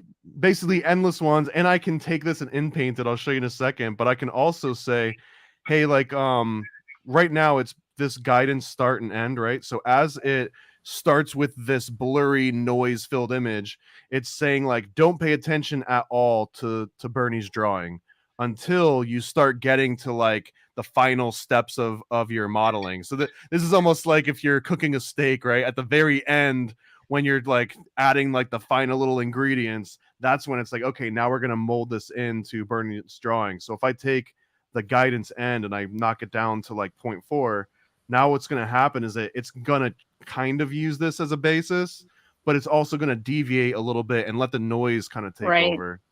It's This fun is playing the around with the Alchemy. deviations. You can really get something quite different. That's the alchemy of And this is graphic totally AI. awesome. I'm really glad to have had a chance to take a look at how this works. So I'm sorry, I jumped in a little late here. Which program are you using? This is just Stable Diffusion, which is basically an open source version of what Midjourney, for example, I was runs going to on. say it looks very Midjourney, but nicely packaged for your desktop. Yeah, and this particular one, it's called Automatic 1111, and it's basically a wrapper. There's a program called Gradio, which is like a Python front end, and they wrap all of the functionality of not just Stable Diffusion, but you can see I've got all these other So let me show you this one. This is a brand new one that came out maybe like 2 weeks ago. Model Scope Text to Video. So I'm going to take this exact same prompt. It's probably going to look absolutely crazy, but I'm going to put it into a text to video, and we're going to run this video. It's going to generate It's going to generate video. Please. It's going to generate a please. video, but it's going to be on another computer in another room. So unfortunately, I can't show you this one when it's done generate. Wait, maybe Just if I click this, it'll show it. Can you just generate like a really short video? Yeah, I'm running this remote on a computer that's in the other room. So I think Yeah. after I generate it, it's just like sitting on the desktop We'll in the other room. matrix it back somehow, some way. Yeah, well, I'll send it this to you is after. super cool. Like, there's no doubt about how cool this is. This is What I stuff that like I've been about wanting it to is, actually see in action forever, and the fact that you're showing us live, this is the first time I've ever had a chance to see how this works as it's generating. And good God, is it fast! It's the interface is quick. the interface Seems I like- look at this really one. like, because it's still very familiar with Midjourney. You're just not having to deal with like testing it out on your phone, you know, in Discord. Here, there's the video. Oh, so wow, there we go. So since it's not really mentioning a lot of visual elements, you're almost always going to get some weird pattern like this. This but is not as let's weird as you might think. Okay, let's jellyfish. take a look. Hold on, before we This switch is out of this, amazing. let's take Yeah, a look go at what we're seeing here. Okay, so we're seeing nested fields, which, as far as I can tell, are moving from the center outwards. They are propagating outwards at an arbitrary velocity, which obviously is, like I said, it's entirely arbitrary because no parameters are given for any given x distance versus time. This is real and sad. this is a rendering basis, but it shows the fundamental. We have a central point, a focal point at which the effect is taking place. Right? And then we have a propagation outwards taking place in nested fields. Now we have two different fluxes. We have our B field, which is concentric and circular, and we also have our E field, which is linear in the form of these rays or these lines propagating from our central point. This is in fact not so different from the Frank Hill and the Seversky diagrams, and we can even see these in a variety of other very old books and diagrams from, geez, I'm trying to remember the names. With a lot more layers, this kind of looks like that schematic that I wrote down a few weeks ago. Exactly. It's shocking how well it's doing. very, very much more detailed. The closer to the actuality of what's going on. This I is only put down a awesome. few layers. Yeah. Let's see. I don't know if this one generated or not. Let's see. But I was going to show another well, so this just ran again, and it just made something that All right, looked so very we've similar commented to the on this one. previous. We can go on. Yeah, like that's next level results right there. That's so cool.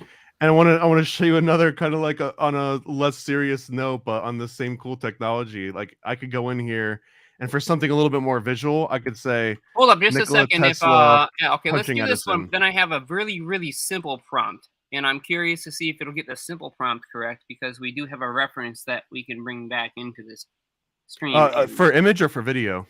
For image, just image. We only need an image. Yeah. What do you got for the prompts? Okay, so there's something in the Frank's book that it's called an equal potential field. I would say example diagram of equal potential field. Equal potential is one word in the original text.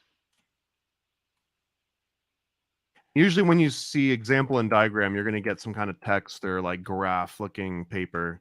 That's usually Well, that's how what we're looking these for. engines interpret it. Yeah.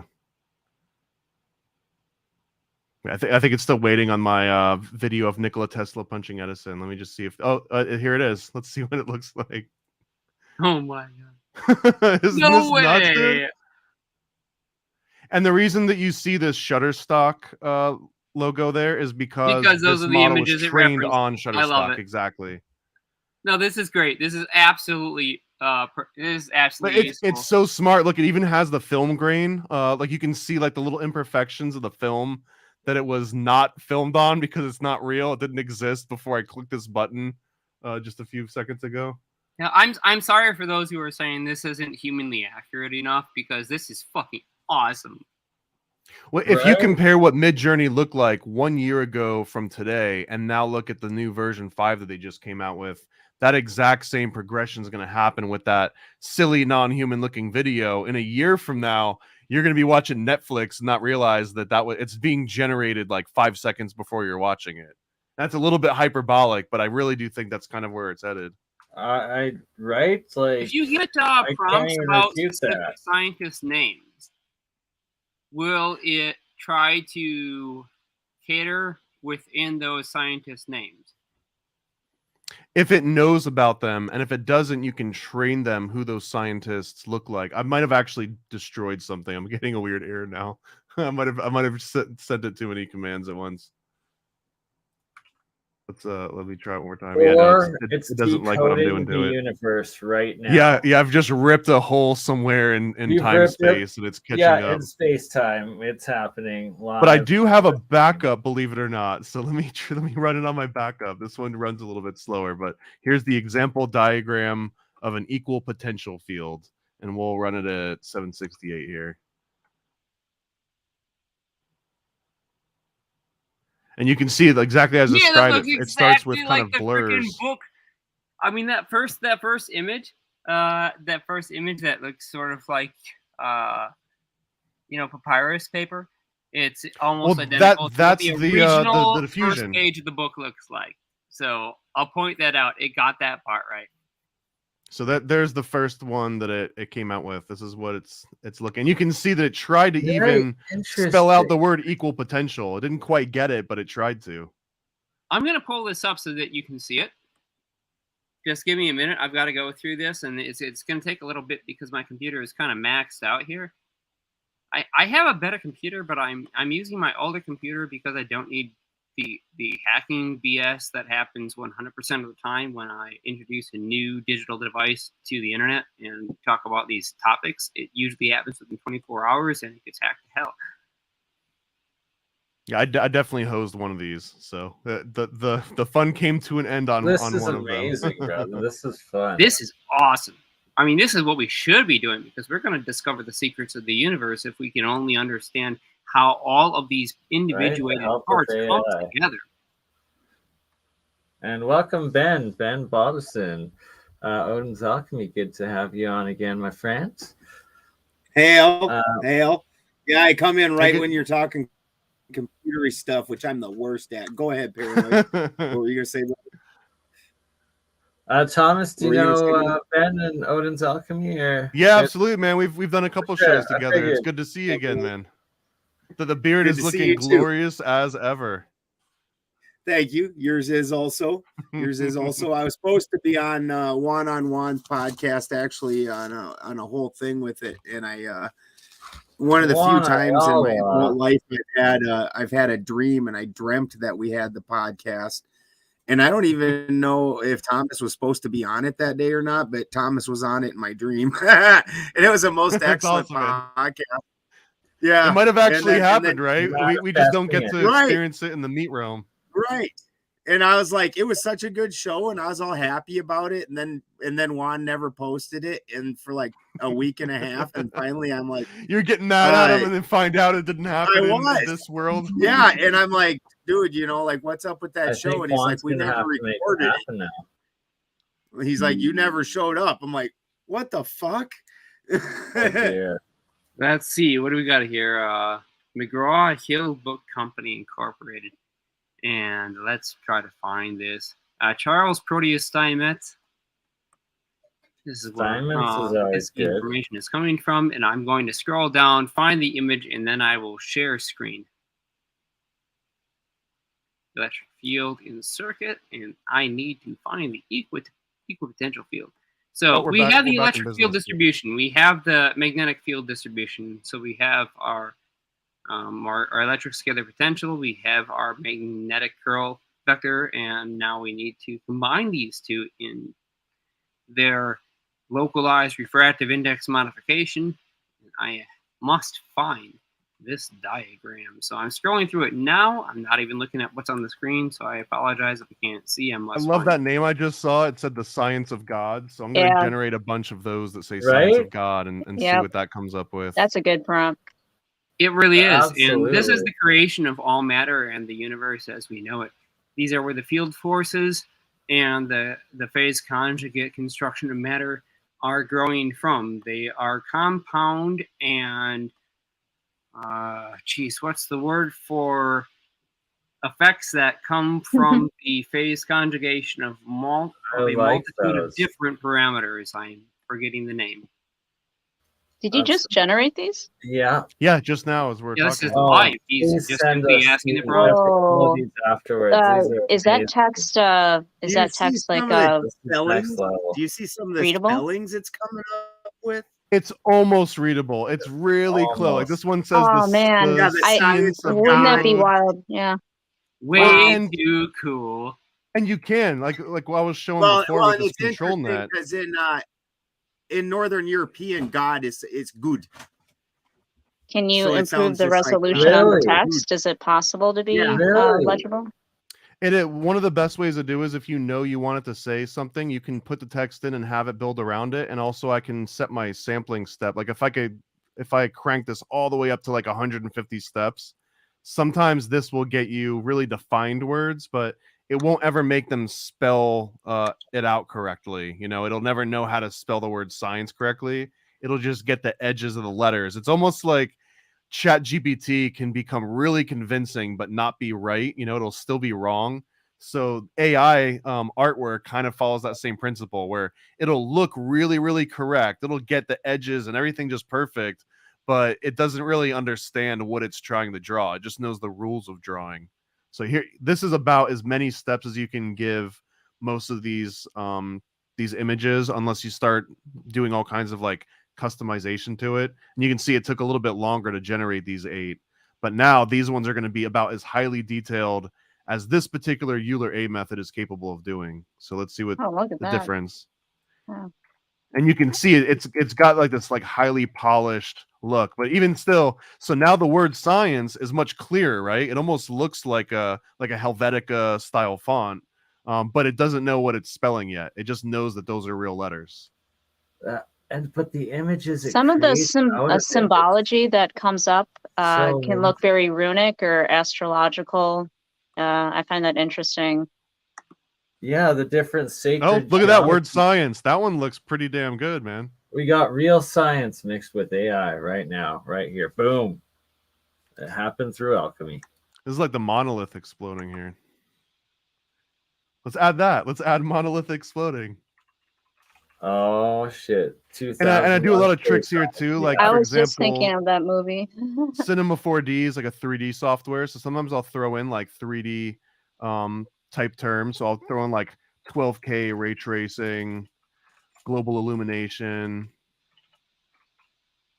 Now when I run it through, we should get something that looks a little bit more three-dimensional. Could a you little more also put down like a visualization style for certain types of information? Like the style of infographics, so to speak. Oh, absolutely. Actually, if I just put the word infographic Why in is here, always I a can son force of that. culting now in that? Like that's fascinating. You can see the monolith is coming out strong. Oh, you know what? I've still got it at 150 steps. I'm going to drop this back down to like 20. It'll go a lot faster. And it'll look completely different. Like these ones are going to look like someone spent a few hours putting together a scene in Blender or some 3D program and rendering it. But look at these, man. So there's the monolith exploding.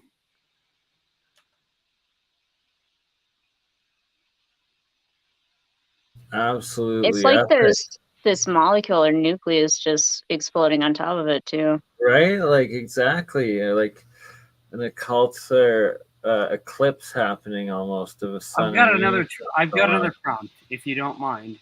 Sure, I'm going to run this wouldn't mind infographic adding style, and then what's yours? Yeah, like the science of God. Could you add infographic to it to see? Yep. Here it is right even here. like- yeah. You can see it coming together, and it's already got this very infographic feel to it. Oops. Look at that. Wow. Something you'd find in like, Wired magazine or something, right? Yeah. I see why Elon epic. was terrified about this. Epic. Yeah, this one's in I'll a use it for sandbox the very playing. It's not purposes. out there. Wrong. And I want to show you one really quick example of something too. So like, let's take this one just at random, right? I'm going to send this to what you call in painting. And here in painting, I'm going to take this green orb and I'm just going to paint around it. I'm just going to very crude because, this tool doesn't have everything built in. And now up here, I'm just going to say Earth, planet Earth. And then I'm going to tell it to only draw this masked version of it. So now, and I'm going to change this to a square. So now when I run this, watch, it's going to just draw that little sampled version, but in the context of the image that it knows. And then bam, I just turned that little green ball into the planet Earth by just saying Earth. So now if I want to go over here, send this back to the in paint, undo this, and let's say that I want to change this thing into what do we change this into? I'll make it like an office building or something, right? Pyramid instead of monolith. It's going to be a weird shaped pyramid, but let's see what it does. Get really That was our esoteric. original point. Realistic pyramid. Let's see what happens. And now, okay, so this one actually try to change some rest of the image too. So now we've got like two pyramids, but like there's my Earth, and here's multiple pyramids that we just drew in there. And this is so cool because you can make AI generate something and it might get really close. And then you can go in there and tell it like, no, change this one particular detail to some other detail. So yeah, you hit me with the next one, man. I'm still surfing. A vortex in there. A vortex and a periodic table or gold. Ooh, I am curious. Does it understand the term realistic exotic and vacuum put another object? pyramid above it. That's super interesting. You put realistic and it put another pyramid above it. Well, the realistic is more about the style that it wanted to draw it in, because instead of the realistic, I said it could have shed like 1960s Disney cartoon or Dali or Impressionist. So here's a golden vortex. Wow. Nice. It's like ribbons almost. And like this is, I'm gonna give away some of the secrets here too. But let's say we found this one. I really like the way this one looks, or maybe even this one right here. So I can find the seed of this one, and I'm going to plug that seed in and take this exact same prompt that we just made and put it into something called Deforum. And Deforum will basically it'll make a video out of it by generating this image first, but then it's going to try to extrapolate sort of the position of the camera in this fake, sort of image, and then start moving the camera through it and then regenerating every single one of those. So it's a lot easier when you actually see it happen. So I'm going to set this to the same settings as we had for the image, but then in keyframes, I'm going to tell it to move through 3D space, and I'm going to have it translate by about 4 pixels on Z. So this is going to be flying into the image at a constant rate. And then we're going to do it for 120 frames. Yeah, it sounds about right. So now if I hit generate here, we'll see it's hopefully start rapidly generating the frames one by one. And then at the end of it, it'll spit out like a little video of it. So it says 4 minutes. It should probably not take quite that long. It'll take like maybe 3 minutes.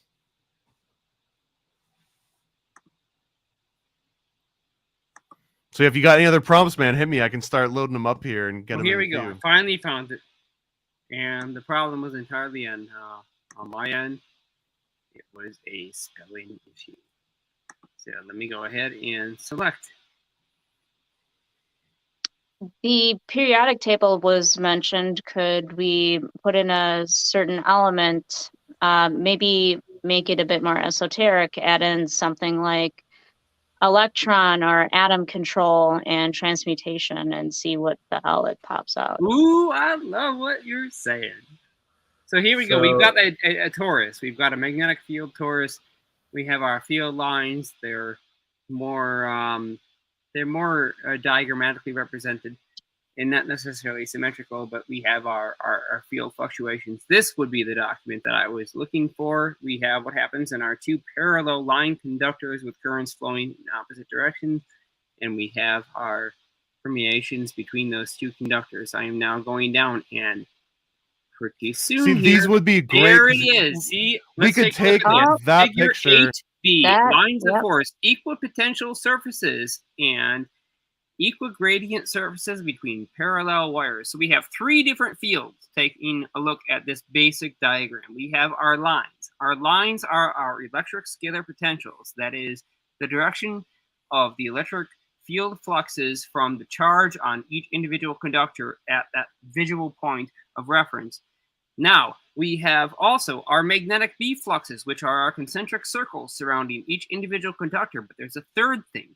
We see the dotted line. That dotted line is our equipotential field, which is how much the variable refractive index of the physical vacuum, the space-time in which we all exist and must survive, is now being represented by the variation in the refractive index because of the saturation between the electric and the scalar potential, the electric scalar and the magnetic curl potentials of these 2 individuated fields. So lines of force, equipotential surfaces, and equigradient surfaces between parallel wires.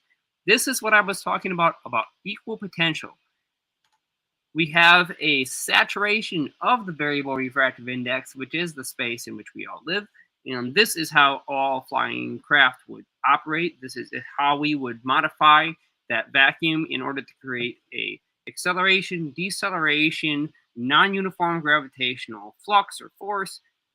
That's what I was looking for. And I do believe that somewhere deep down inside the algorithmic complex, we would have something referring to this.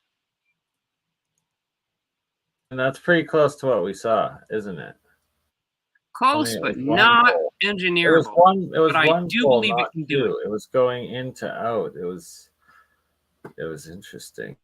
If it could give us the angles, we would have something to go off of.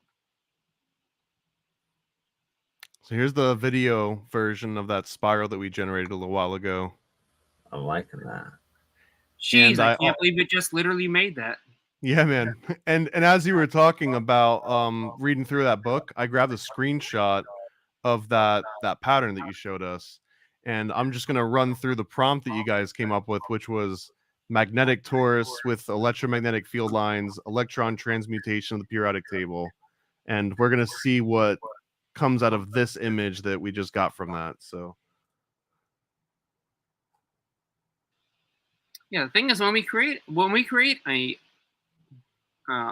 asymmetry within the refractive index, when we oversaturate either permeativity or permeability, we end up with a vector force. This vector force is controlled by the gradient, and it equals a linear arrow that we could tell you which direction this entire device would be pointing and which direction of force it would develop. So if we're a flying craft or a flying saucer, an electrodynamic device, we would have inevitable output force, which would give a propulsion. And if this thing can understand that, and we may need to train it, which is perfectly fine, but if we train it on these things, we just might get the solution we're looking for.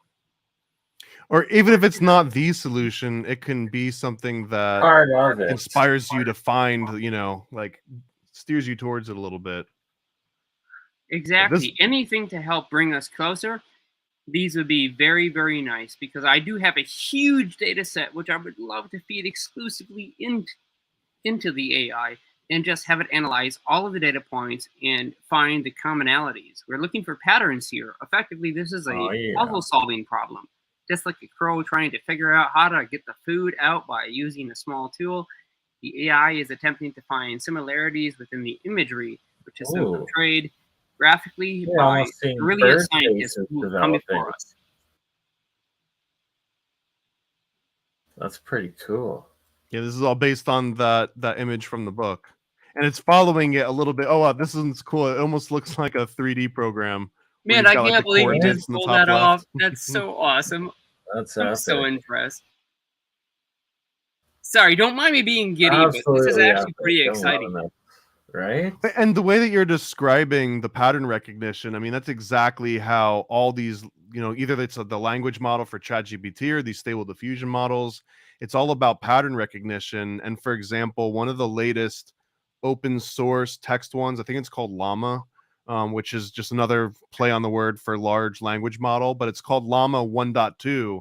And the 1.2 represents that, like, if me and you were trying to describe pattern recognition through, you know, conventional means as human beings, like, we're probably going to cap out once we come up with like 100, let's say 1,000, hell, let's say 100,000 different categories of variation, right? Eye color, skin color, like lighting conditions. It, like, once you max out around like 100,000 of just talking as people, well, the 1.2 represents 1.2 billion parameters. So these AI models, they know how to classify anything they see or read into no less than 1.2 billion different categories, which is so far beyond the realm of even, I think, human understanding, right? Like it's a number. I know that a billion is a number and how many zeros are in it, but to actually fathom a billion of something in quantity is amazing. The quantity of connectivity is just really beyond what is functionally applicable in the day-to-day moment of a human being. It's way beyond. I know that GPT-5, even GPT-4 has the capabilities of doing precisely what I need it to do. Jeremiah, you're talking about solving a puzzle, and if you have a couple pieces of the puzzle and you know the part that's missing, and you have a good keyword for that missing part, do you think that this could generate a possible theoretical reference for you then? I genuinely believe that it could generate a graphical representation of a solution, which would require the human being to then take that graphical representation and calculate out a mathematical equivalence or an engineerable output. So we would have to still take that and interpret it, just like the AI is interpreting our linguistic or language-based interpretation. For the sake of demonstration, do you have a puzzle? You know the solution to it, but let's say you just give 2 pieces in the prompt, and then, you know, a keyword in the middle, test to see if the AI can solve it. So far, from what I've seen, it's not quite capable of doing something in that level of abstraction. Okay. I don't doubt that it will get there. Right now, Okay. what I'm seeing, from what I've seen Well, just in today the alone, future tells me it generation. will do it. It has the ability. It's fully capable. It just requires us as humans and as the input mechanism of choosing the terms to tell it what we want. Well, yeah, I wanted something that was actually well-known information that the AI would have access to. We might already know the answer. I just wanted to run it through a test where we give it 2 pieces of the puzzle, suggest a keyword that, you know, is that missing piece, and see how the AI answers in its generations of the, you know, the artwork it's creating. I won't lie, I'm terrified that it will be able to easily find the solutions and that it's going to basically irrelevant. I'm just saying it's a good test for something that will go into something more theoretical. That's all. We could try this. I think a Yeah. lot of these image-based models, the puzzle they're trying to solve is how do I take this text and create an image that matches that text, and it does it through a series of this prompt generation and something called clip, where clip is basically taking each iteration. When you see it starts out blurry and then it iteratively gets more and more focused. In each of those phases, it's passing that image back through this clip inspector, and the clip inspector is basically telling it in very objective ways, here's what I see. You know, I see a basketball and I see, you know, like a pink cat or whatever. And then when it feeds it back into that prompt, it's like, well, the prompt doesn't say anything about a basketball or a pink cat. So it just kind of like keeps going back to the drawing board until the clip unless you inspector define matches the it again. parameter more. Yeah, you've already done it as an example at least a couple times. You take an iteration, you define the parameter more, you select a piece of the image, and then it goes from there. It doesn't just have to apply the same prompt over it again. I'm loving all of this stuff. I can see the power of this software. First trial, like generation of this, like episode 1, that's some epic stuff. Now, how do we combine the two together? The Bernkron pyramid there with that universal field, and bam, there's the ultimate alchemical NFT potential. Well, if you're willing to play with words and play with AI, I know that language isn't perfect. It might be the way to unlock some answers. I think we've all admitted the possibility of that. We're seeing the potential. Once again, I'll ask this following question. If we could ask the AI using only already recognized technical terminology or existing terminology, how this might work with currently recognized components or electronic parts. I would love to see if it was capable at this point in its development. I also want to know if you together. can define its source information. You know, where is it deriving the information from? Can you add parameters to where it's drawing the information from instead of all of the internet? Maybe you're specifying a certain library, one that's more academic so I'll or show them before. scientific. So on the top left here, you can see here's all my models that I'm pulling from. I've got way more than just these ones. But for example, this is Open Journey. This is a version that's very similar to Midjourney, and they sample and curate the input similar to how Midjourney does. There's another one. The one I've been using is called Realistic Vision, where they basically sample very high quality, like professional photographs. This one called I love the name, Illuminati Diffusion. This one is one of the most advanced ones that's open to the public right now, and they use an extra little feature called offset, where during each of these steps of denoising, instead of just treating almost, I'm gonna just throw some simplistic phrases out here, but instead of treating every formula as like a deterministic kind of linear formula, they inject like these little offsets through each step of so the like it's diffusion. is it creating more abstraction? I have a question. I have a question for a affiliate in New Jersey, which is, could you please prompt it to generate and here we go, keywords, diagram for Let me think. Geez, what is that word? I was hesitant about doing Jesus in here because sometimes it just No. draws like naked I'm people. thinking it's a gravitational phenomena. The philosopher's It's stone. a kinematic gravitational phenomena. I'm trying to think of the exact words. The specificity is really, really important, and it has to do with the Falcon Labs research. I'm trying to find the exact term to feed the algorithm for their research, and just give me a moment. Yeah, I'm running, Gravitomagnetic. Okay, here we go. Complete gravitomagnetic diagram You have to spell some of of this for me. electromechanical anti-gravity. Jeremiah, You just need can to you write spell it some. down? Yeah. Spell it in the private chat so we can Yeah. cut and paste it in. I'll say it again. Complete No, gravitomagnetic he diagram of needs the spelling. He needs the spelling. anti-gravitational device. Something like that. Yeah, but he needs the spelling. Yeah, graphitomagnetic. It's a new word for me. Just man. say it. Gravity. Just say it much gravitomagnetic. slower. Say it slower, like with foreign people, where if you say it really slow, he might figure out how to. Yeah, do the phonetics real nice and slow. Complete gravitomagnetic diagram of operational device.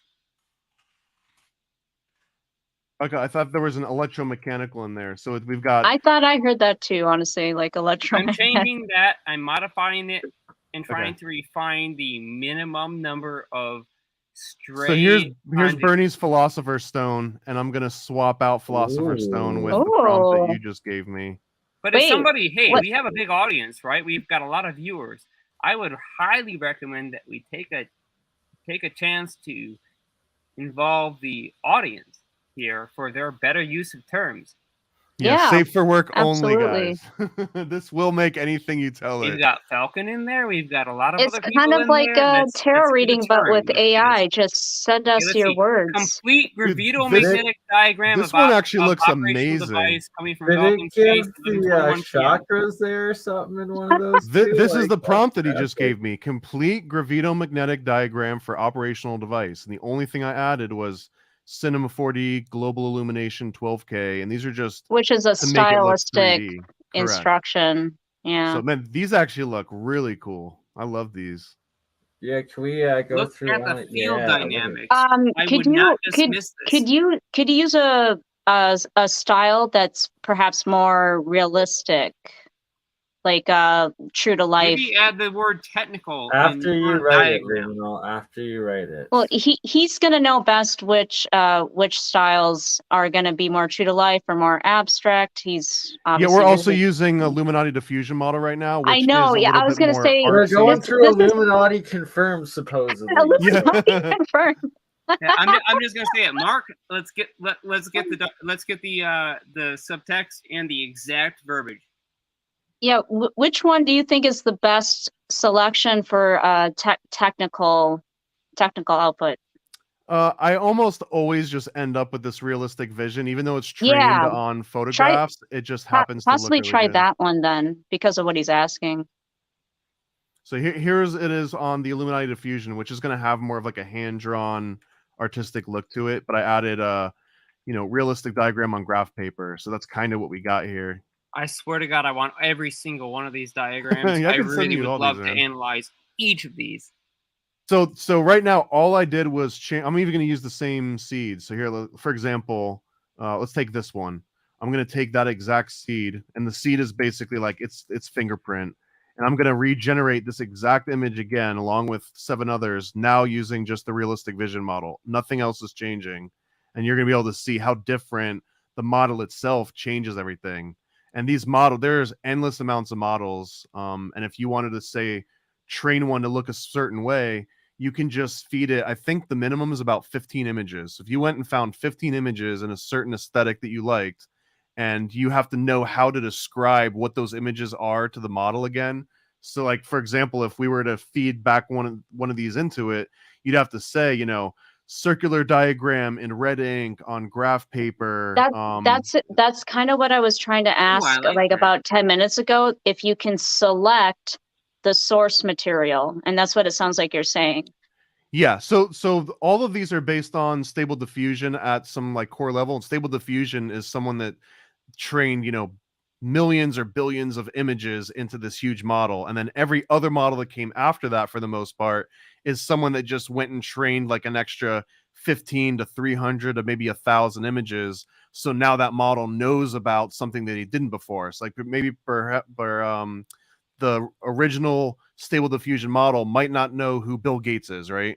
But if you feed 100 images of Bill Gates and tell it every time it reads one, this was Bill Gates. It's going to give you a Here he is pretty sitting. accurate representation. Yeah. Exactly. So here's the realistic vision. You can already see it looks more realistic. Please don't feed it 200 images. So you can too late, feed, man. you can feed this a lot of pre-existing technical schematics, and I'm certain get very interesting results.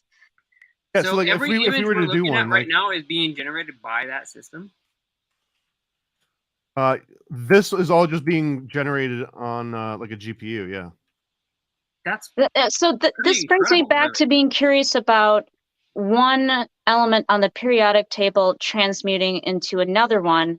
And I don't know if it requires being fed source material about like the electron valence, the way the atom looks, and then using the certain words like maybe atom control or electron valence or electron nuclear control. magnetic moment or dynamic With- nuclear orientation. And then transmutation. Yeah. Maybe that requires some source material. Yeah, I mean, usually it doesn't know exactly what you need, but training it I would imagine the becomes more so simple esoteric now. or the more out there it gets, the harder it's stretching to bring the feedback to you.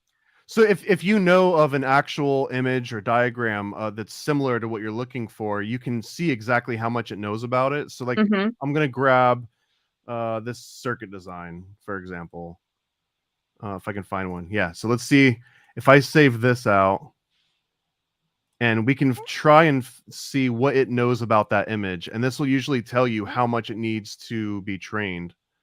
Oh, actually, I don't have an interrogator on this one. You don't have an interrogator on your... So I got this one right here. I've got, this is actually, it's called an interrogator. Yeah, it's called an interrogator. And then if I were to feed it, for example, that schematic. Okay. And I was mentioning before clip models. Clip is how the model looks at an image and then turns it back into text, as opposed to taking text and turning it into an image. So here's all these different clip models that you go through. Wow. This is one of the more popular ones, is the VIT L14. So you if I could hit lose generate, your life in this program. oh yeah, I mean there's so many options and models and ways to train. And this is probably going to take a little while. Let's see. Yeah, it's going to load up the clip interrogator, and then this actually takes more time. It's kind of crazy that the amount of time it takes for a computer to make an image that can fool your eyes is almost nothing. You've seen, I hit, generate, and it's like, here's 10 images that are all fool you. But to do the inverse and to say, here's an image, tell me what's in it, on the computer, takes so much longer. isn't it drawing power from from the cloud when it generates the image? It's not all processing on your computer. No, this is all 100% happening on the computer. You must have a nice computer. None of this is happening in the cloud. This is actually this is running on a 1080, which has, I think, 11 gigs of RAM. If you've got a video card that has 8 gigs, you can do pretty much anything that you've seen. It just might take longer. At home. Nice. Yeah. Yeah. Yeah, this one's going to take the amount of time I'd have to spend in the lab to do this kind of research versus how I can get this clearly can be its own research tool if you're willing to put in the time to bring the research to this program to train it. Right? Yes, it looks like it could be a really invaluable research, tool. I'd love to train it, but unfortunately, I don't necessarily we are already. all the relevant information started. in the public genre. I would really love to train it in a more private or because that you have very specific information, and if you just plug that in, sky's the limit almost, it sounds like. Yeah, That's I was what I'm gonna feeling mention if At any the of you guys same are interested time, at all, I would I recommend don't- looking into this thing called LoRa, because LoRa is the quickest way to take a stable diffusion model and train your own images on it. And there's all sorts of guides that'll walk you through it step by step. You can run them for free.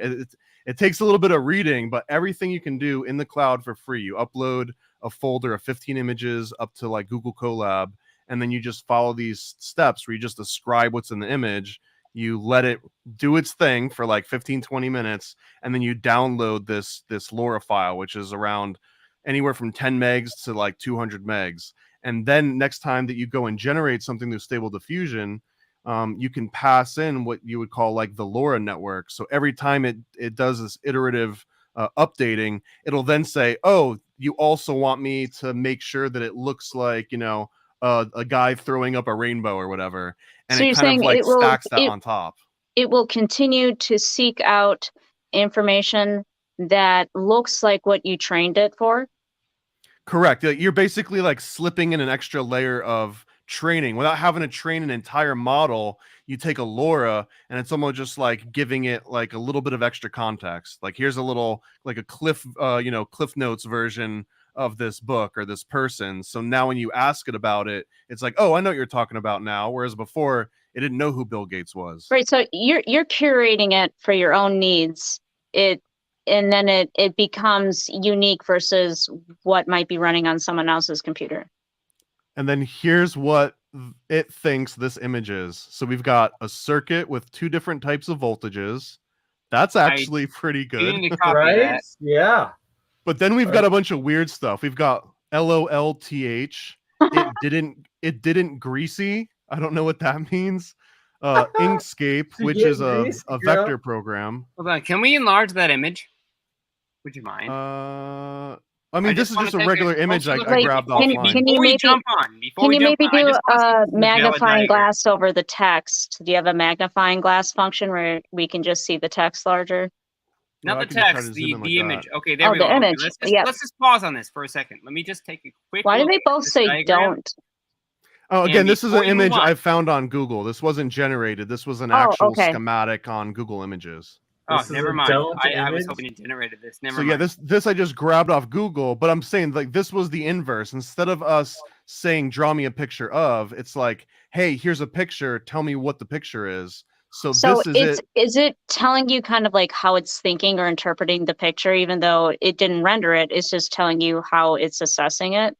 Right. And the way that it works is that if I told it what I wanted, then each step that it iterates, Golden it's running rule. this in the background. So with the Yeah. prompt, the AI gives you Golden its rule. assessment. It looks like you can go back into that and take out certain words that don't make sense so that it can refine the way that it is discerning, judging, assessing the image you fed it. Yeah, and this is very imperfect. This is like the best guess it can come up with. So if I take Mhm. that prompt that it thinks what it is, and I feed it back into an actual prompt and tell it to generate it, we're probably not going to get anything that even see. looks remotely close to A what it circuit just. with two different know. types of voltage. Let's see what it Volts- says. This is it- going to look like. Didn't greasy landscape figure 1. Let's instead ask it for, instead of diagram, let's ask it for a schematic of a gravitomagnetic circuit.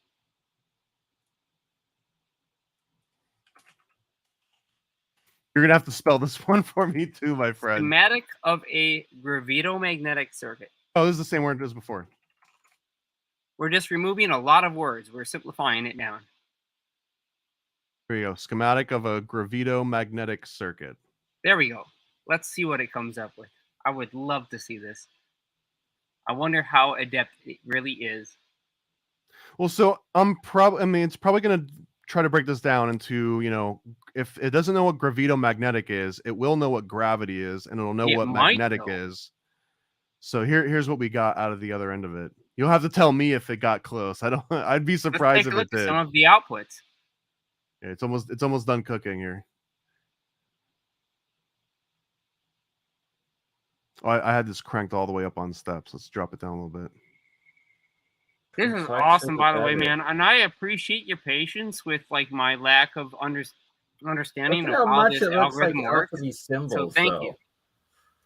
Yeah, I love this, man. This is so fun to me. So yeah. I really appreciate This it. is This actually is fun to me looking too, like man. alchemical paintings of the past. Like this is amazing. Whoa! What do we look at there? Jeez, are you guys seeing the Ankh? Yeah, brother. Actually, speaking of, like, I want to do an inpainting on that. So I can send this guy to inpaint, and I can see what you're talking about. Here's kind of the Ankh a little bit here, right? It's almost as if. Yeah, but look at those arrows coming out of the side. I mean, there we go. Yeah, where the energy splits, right? Like very, very like. So I wonder if I type Ankh in here, what we fascinating. get on the other end of that. I hate to say that a computer is doing this, but this is quite remarkable.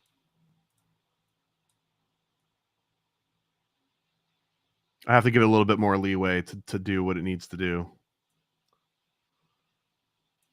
You should really be focusing on those arrows coming out the sides. I'm on my phone. I can't. Oh my goodness. Oh, wow. Oh my goodness. Holy shit. Oh. We just summoned a demon, I think, on live air. Let's get. I want to see 8 of those. As hell. What was the base? What was the base model that you were using? Like you this have one's a called like 12, Realistic right? Vision. Okay, version realistic. 1.3. Well, let me just make sure there's nothing inappropriate before I make it bigger. Okay. It's like, let's not spread any demons. Too late. They're all here. We've introduced them all to the universe. What happened? What? I'm sorry. I had to go to the bathroom. What was the prompt? What was the prompt? I should mention this much. We just grabbed this. Esoteric practices, in the esoteric alchemical practices, we can recognize quite coherently that all of the imagery and the geometric relationships happen to do directly with the scalar and acoustic relationships of real physical forms coming out of this physical construct, which we call reality. And so the Ankh is a geometric form acoustically represented as a symbolic figure. It's symbolic. It's obviously not an accurate representation of the waveforms. It's accurate enough to be functional. Well, it makes me really curious to ask about prompts that I don't know are okay to ask about right now. Like what? That's looking better. I At like this that. point, Here it we doesn't go. matter. Now we're getting Well, back to the you know, side of it. time, scalar, along those lines, you know. Yes, our so I've got temporal scalar dynamics are acoustics quite and stuff. relevant here. I would be curious to see what it says. I just didn't know if it was kosher to talk about all those things just yet. Why not? Yeah, whatever we want. Well, time waves. Temporal field disruption, temporal wave, or time interaction wave. or interaction between two generators. A little wordy, but Temporal interaction between two separate. Here we go. Temporal interaction between two generators, time waves, temporal field disruption. Oh, this should be good. And this doesn't have any sort of aesthetic properties to it. So if we wanted to, we could start adding like, you know, visual components to this instead of just kind of abstract. So here we're just going to get a bunch of energy. It looks like. Wow. I think can you zoom in on some of those? I guess that wasn't that bad. It even Look says at the time travel. Almost says circular time travel. Wow, Right? this Like, whoa. this is so fascinating. This is See, awesome. this one right here, I love this look. So this would be one that I would like to bring into Save that, please. here. Yeah, I'll save plug them that all, seed please. in. Yes. Definitely. Save Yes, that. I want that image. I would Can you love make to a video of any of Oh, these? dude. Yeah, I'm gonna make a video of that one exactly right Yeah. here. This temporal interaction, And we're just going to run it for another 120 frames just to make it go a little bit quick. It'll probably take like 3 minutes while we talk. Sure. Nice. Loving this. Yeah, and everything that I'm generating here, it's saving somewhere. And even cooler than that, the way that this particular version of Stable Diffusion through Automatic 1111 works is as it generates each of these images, Away from my it keyboard. saves all these prompts, the model it used, the seed, the So batch count, everything. you can look back through your history almost like on a web browser, but for your AI. Yeah, it's generator. stored in the headers of the images. So any of these images, like if I were to open this up in a PNG viewer, it'll show. Actually, I can probably do a PNG chunk inspector. So if I take that image and just drop it into here, I don't know if I can do that without screwing anything up. Let me see. We are the temporal electrodynamic engineers. Okay, now I can't do it easily without having. I'm it also open, but tempted it'll to have add the all that. word gravity to that time string, but I would agree. I gotta wait for this thing to finish now before I run anything else through it. We got about a minute. I've got high hopes for this one though, because usually if the image looks really good like this, the animation looks even better. Right? Ooh. So Dude, I this is couldn't do it on awesome. my larger channel. I was like, no. Never this seen a is stream like this. This is Can't- really can't dope stop as this. heck. You know, this was actually, I was telling Bernie before we started, this is my first sort of like live stream on my channel ever. And originally I was planning on just doing nothing but this, just loading up Stable Diffusion and just doing a bunch of random images. Although the more I did dry runs, the more I realized you have to have it very well prompted, because you can get sort of like non-YouTube kosher images if you're not being very careful on the prompts that you're putting in. You also Well, you get didn't to- exactly tell it to find a sexy equal potential field or something. I was gonna say you get to flex your skills on the fly when people are asking you for some really weird prompts, and you're doing Damn a it, now great I job. wanna You're know awesome. what a sexy Oh, equal this potential field was looks like. absolutely amazing first episode to do, brother. And we'll Let's be see. doing many more. Especially we should do another one under Benton's stream next week if you've got time, or the next time you got time.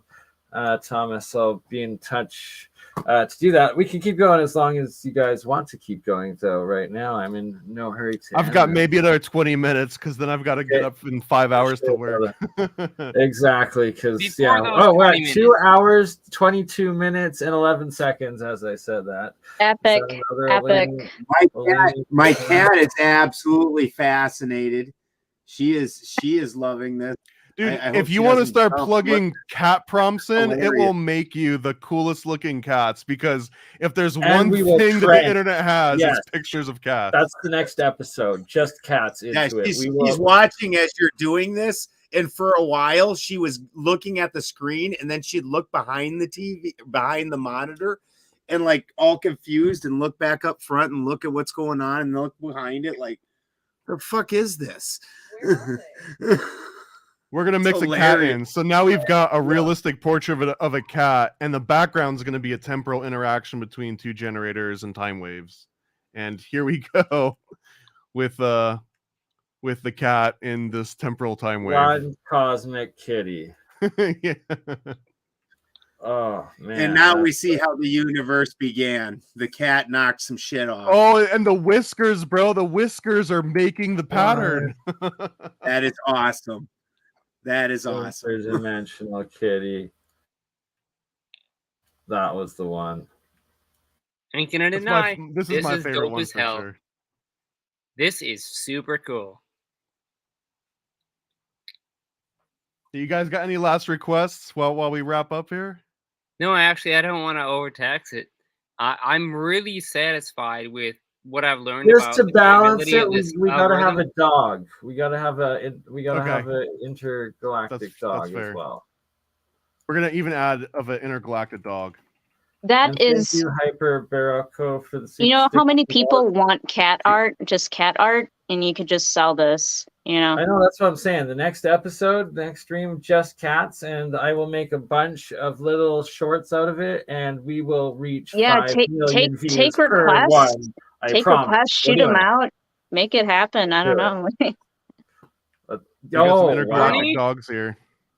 My Please, kitten. please, Bernie, transfer me the contact information for who we are Absolutely. talking with now. I would very With much like Thomas to. and Yeah, you can Ben reach Go out ahead. to me on Twitter at Paranoid America, on Instagram at Paranoid American, and then just paranoidamerican.com. You can find all my contact information. And in case anyone's meeting me for the first time here, I also want to plug that beyond just doing AI, I've been publishing comic books about esoteric research and conspiracy theories for over 10 years that I started when I was at Disney. So I took all the training and all the motion graphics and sort of, you know, gestalt information that I got from Disney, and I've making comic books about them. And you guys are probably like this one in particular.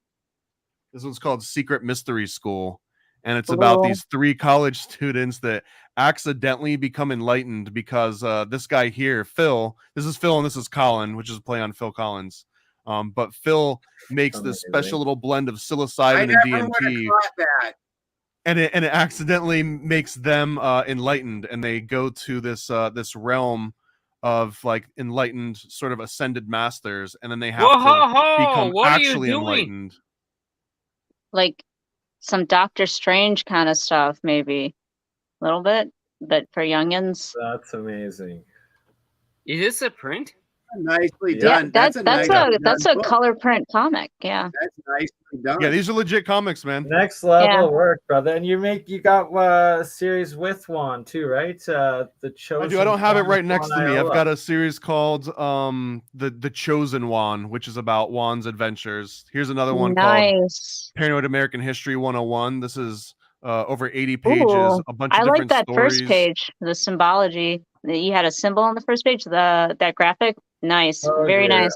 Yeah, this is done by Alex Man, Hovey. in the words of Again. Sonic the Hedgehog, The Adventures of that's Fairy too Fairy. cool. This is a Very- comic very about cool. Very the Skull cool. and Bones digging up the grave of Geronimo with I do Prescott like the Bush. attention to the border accents. Very cool. Very cool. Are you publishing with any major publishers, or are you going independent right now? Just me, all independent. I do a lot of my own printing through local printers here in Orlando. I've got some that I work with in Oregon, and then I do a lot of direct to print through like Amazon and Barnes and Noble and stuff. Oh, I just have to say, it looks very high quality. It's very excellent looking. And here's one that's not even Yeah. out yet. If you guys want to see any more of this, it's at nasacomic.com, and this is Never a Straight Answer, which is about Stanley Kubrick directing the moon Already landings. love it. And this one, as soon as I get enough people signed up at nasacomic.com, I want to get maybe 100 people just signed up to know when it comes out. It doesn't cost anything to sign up. As soon as I get 100 people on board, I'll launch this on Kickstarter. Okay, here he is designing an astronaut spacesuit, and they're debating on whether or not they're going to use, A or B here. And it's obviously the outfit from Clockwork Orange. Yeah, with the And hat. Here, and if you really like the nitty gritty of conspiracy theories, this is pointing out the 3M projection screen with the beads, which was what they used for that back projection in 2001: Space Odyssey, and perhaps the actual landings. And see the little box of 3M beads here. Yeah. So it's got all sorts of these like really deep conspiracy connections that if you appreciate it, you'll find them all in here. All right. Well, the audience loved it. I shilled the shite out of your YouTube channel as well for you, posting it one more time. Thank you, man. Thank you so much. Live on awesome. it, your first live. So now you're going to do it every freaking week. And as with Benjamin Balderson, Alden's Alchemy, we will be doing it again. And Jeremiah Liminal, his lovely second half. It's always a pleasure. And yeah, 2.5 hours. It was a gooder. I'll bring you the technical data. Right? Like that. Just please, Thomas, after we're done here, send those images because those are epic, and we would. Yeah, all what I'll love do is to I'll take every image, every video that we generated on this stream, and I'll upload all of them to my Patreon for free. Like we won't have to sign up for it or anything because you've got like public post, right? So I'll post all this publicly on that Nice. Patreon page. So if anyone that wants to download any of Awesome. these, I'll include the prompts. I'll include links to how you can try and run all this stuff on your own. And even if you don't want to run it on your own, there's a website called MageSpace that you can pretty much do everything that I just did on the cloud for either free or it's like $10 a month or something like that. I don't get any kickbacks, so it's up to you entirely if you want to do it or not. That's very generous of you. Thank you so much. Yeah, I love this, and I want more people to feel comfortable with AI, and more importantly, I want to get people in the habit of looking at it as a tool, like a hammer, that you just take out of your toolbox. That's what it seems like to me. With. It seems like a tool, and if you're training it, what you're feeding it, I think that really matters. So that's you sharpening your tools, right? Like if you're a chef, that's you sharpening your knives. It doesn't have to be this scary thing. I think it matters how we treat our tools, like AI. You can still get stabbed with a knife, right? Well, yeah, but I'm if saying you know how to handle it. I can't affirm. You know, it's getting conspiratorial, and you might be into that.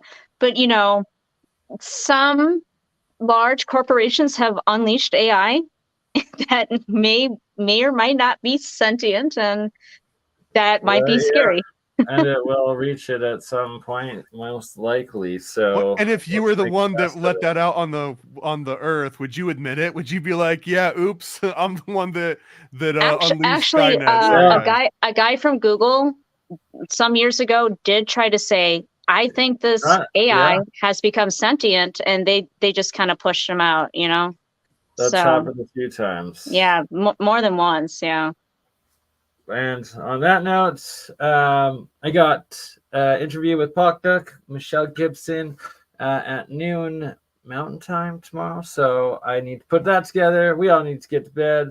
We will see everyone tomorrow. Love you all. We'll be doing this. Thank you, BurnEye. Easy, everyone. Love you guys. Love you.